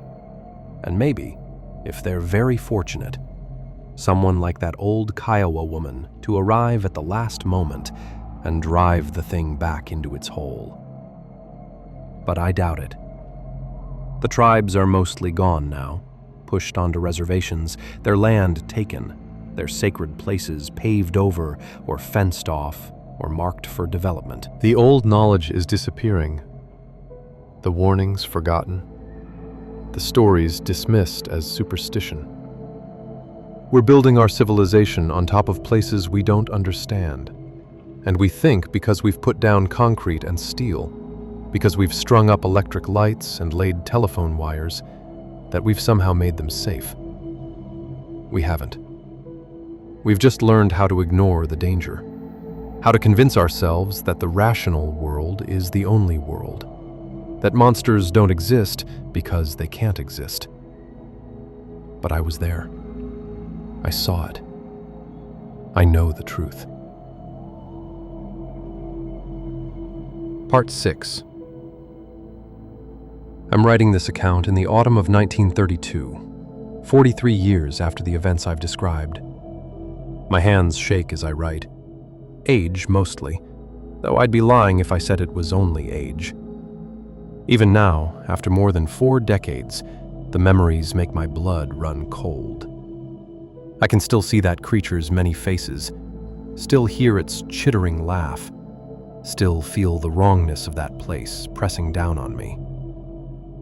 I'm writing this because I received a letter yesterday. It came from a young woman named Sarah Mitchell, an anthropology student from a university back east. She's doing research on Native American sacred sites and folklore, and somehow she'd come across references to the ravine. She was planning an expedition out there, wanted to document it, photograph it, maybe even climb down into it to see what was at the bottom. She wanted to know if I had any information about the location, any maps or surveys from my time working for the railroad. I sat at my desk for a long time after reading her letter, staring at the eager academic language, at the complete innocence of someone who thought she was just studying folklore, someone who had no idea what she was proposing to disturb. I wrote her back immediately, told her everything, the voices, the mimicry, the shape-shifting creature, the men we lost. I didn't care if she thought I was senile or crazy. I had to try to stop her. I haven't heard back yet. I don't know if I will. She's probably already dismissed my letter as the ramblings of an old man who'd spent too much time in the sun back in his railroad days. Or maybe she read it and felt that same pull I'd felt. The curiosity, the need to see for herself, the certainty that surely, with modern equipment and scientific knowledge, she could handle whatever was out there. If you're reading this, Sarah Mitchell, or anyone else who might be planning to visit that ravine in western Kansas, please listen to me. Don't go. It's not worth it. Whatever knowledge you think you'll gain, whatever discoveries you think you'll make, they're not worth the price. That creature is real. The danger is real. And if you wake it up, if you cross that boundary again, you might not be as lucky as we were. There are places in this world that should be left alone, not mapped, not studied, not conquered, just left alone. The ravine is one of those places. It belongs to something older than us, something we don't understand and shouldn't try to. Our ancestors knew this. The native peoples who marked that place as forbidden knew this. And God help us, I know this. Let it sleep. Let it fade into legend and folklore. Let future generations dismiss it as superstition and myth. That's safer for everyone. But I know my warning probably won't be heeded. Humans don't work that way. We push forward. We explore. We refuse to acknowledge that there might be boundaries we shouldn't cross, knowledge we shouldn't seek. It's in our nature, the same way predation is in the nature of the thing that lives in that ravine. So if my warning doesn't work, if someone reading this still decides to go out there, then at least let me offer some advice. The lessons I learned, paid for in terror and the lives of good men. Listen to the local people. If they say a place is dangerous, believe them. Trust your instincts. If something feels wrong, it probably is. Don't go alone. Numbers might not save you, But they're better than facing it solo. Bring faith. I don't care what kind. Christian, Jewish, Muslim, Buddhist, Native American, anything. Just bring something you believe in, something that matters to you. The creature feeds on fear, but it recoils from belief. Don't answer the voices, no matter whose voice you hear calling from the darkness. No matter how real it sounds, don't answer. Don't acknowledge it. Don't give it that opening. And if things go wrong, if you find yourself trapped in that shifting landscape where the rules don't make sense anymore, remember this: you're not insane. The world really is that strange. And knowing that might be the only thing that keeps you sane enough to survive. I look at the world today, at all our progress and technology, and I wonder what we've lost in exchange for it. We've electrified the darkness, mapped every corner of the earth, explained away most of the mysteries that terrified our ancestors. We think we're safer for it, more advanced, more civilized. But I'm not so sure. Because in explaining away the mysteries, we've also lost the wisdom to know which mysteries should be left alone.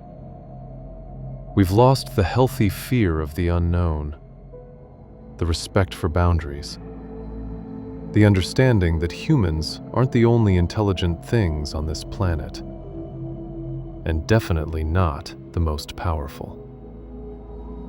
My grandchildren ask me sometimes about my adventures out west. They've heard stories from their parents, sanitized stories, safe stories. They want more. They want tales of danger and excitement, of the untamed frontier. They're growing up in a world of cities and cars and radio programs, and they romanticize the past. Imagine it as simpler, more adventurous. I never tell them the truth. How can I? How do I explain to a 10-year-old that there are creatures that can steal your shape, mimic your voice, that feed on your fear and transform you into something neither animal nor human? How do I tell them that the old frontier wasn't romantic, but terrifying?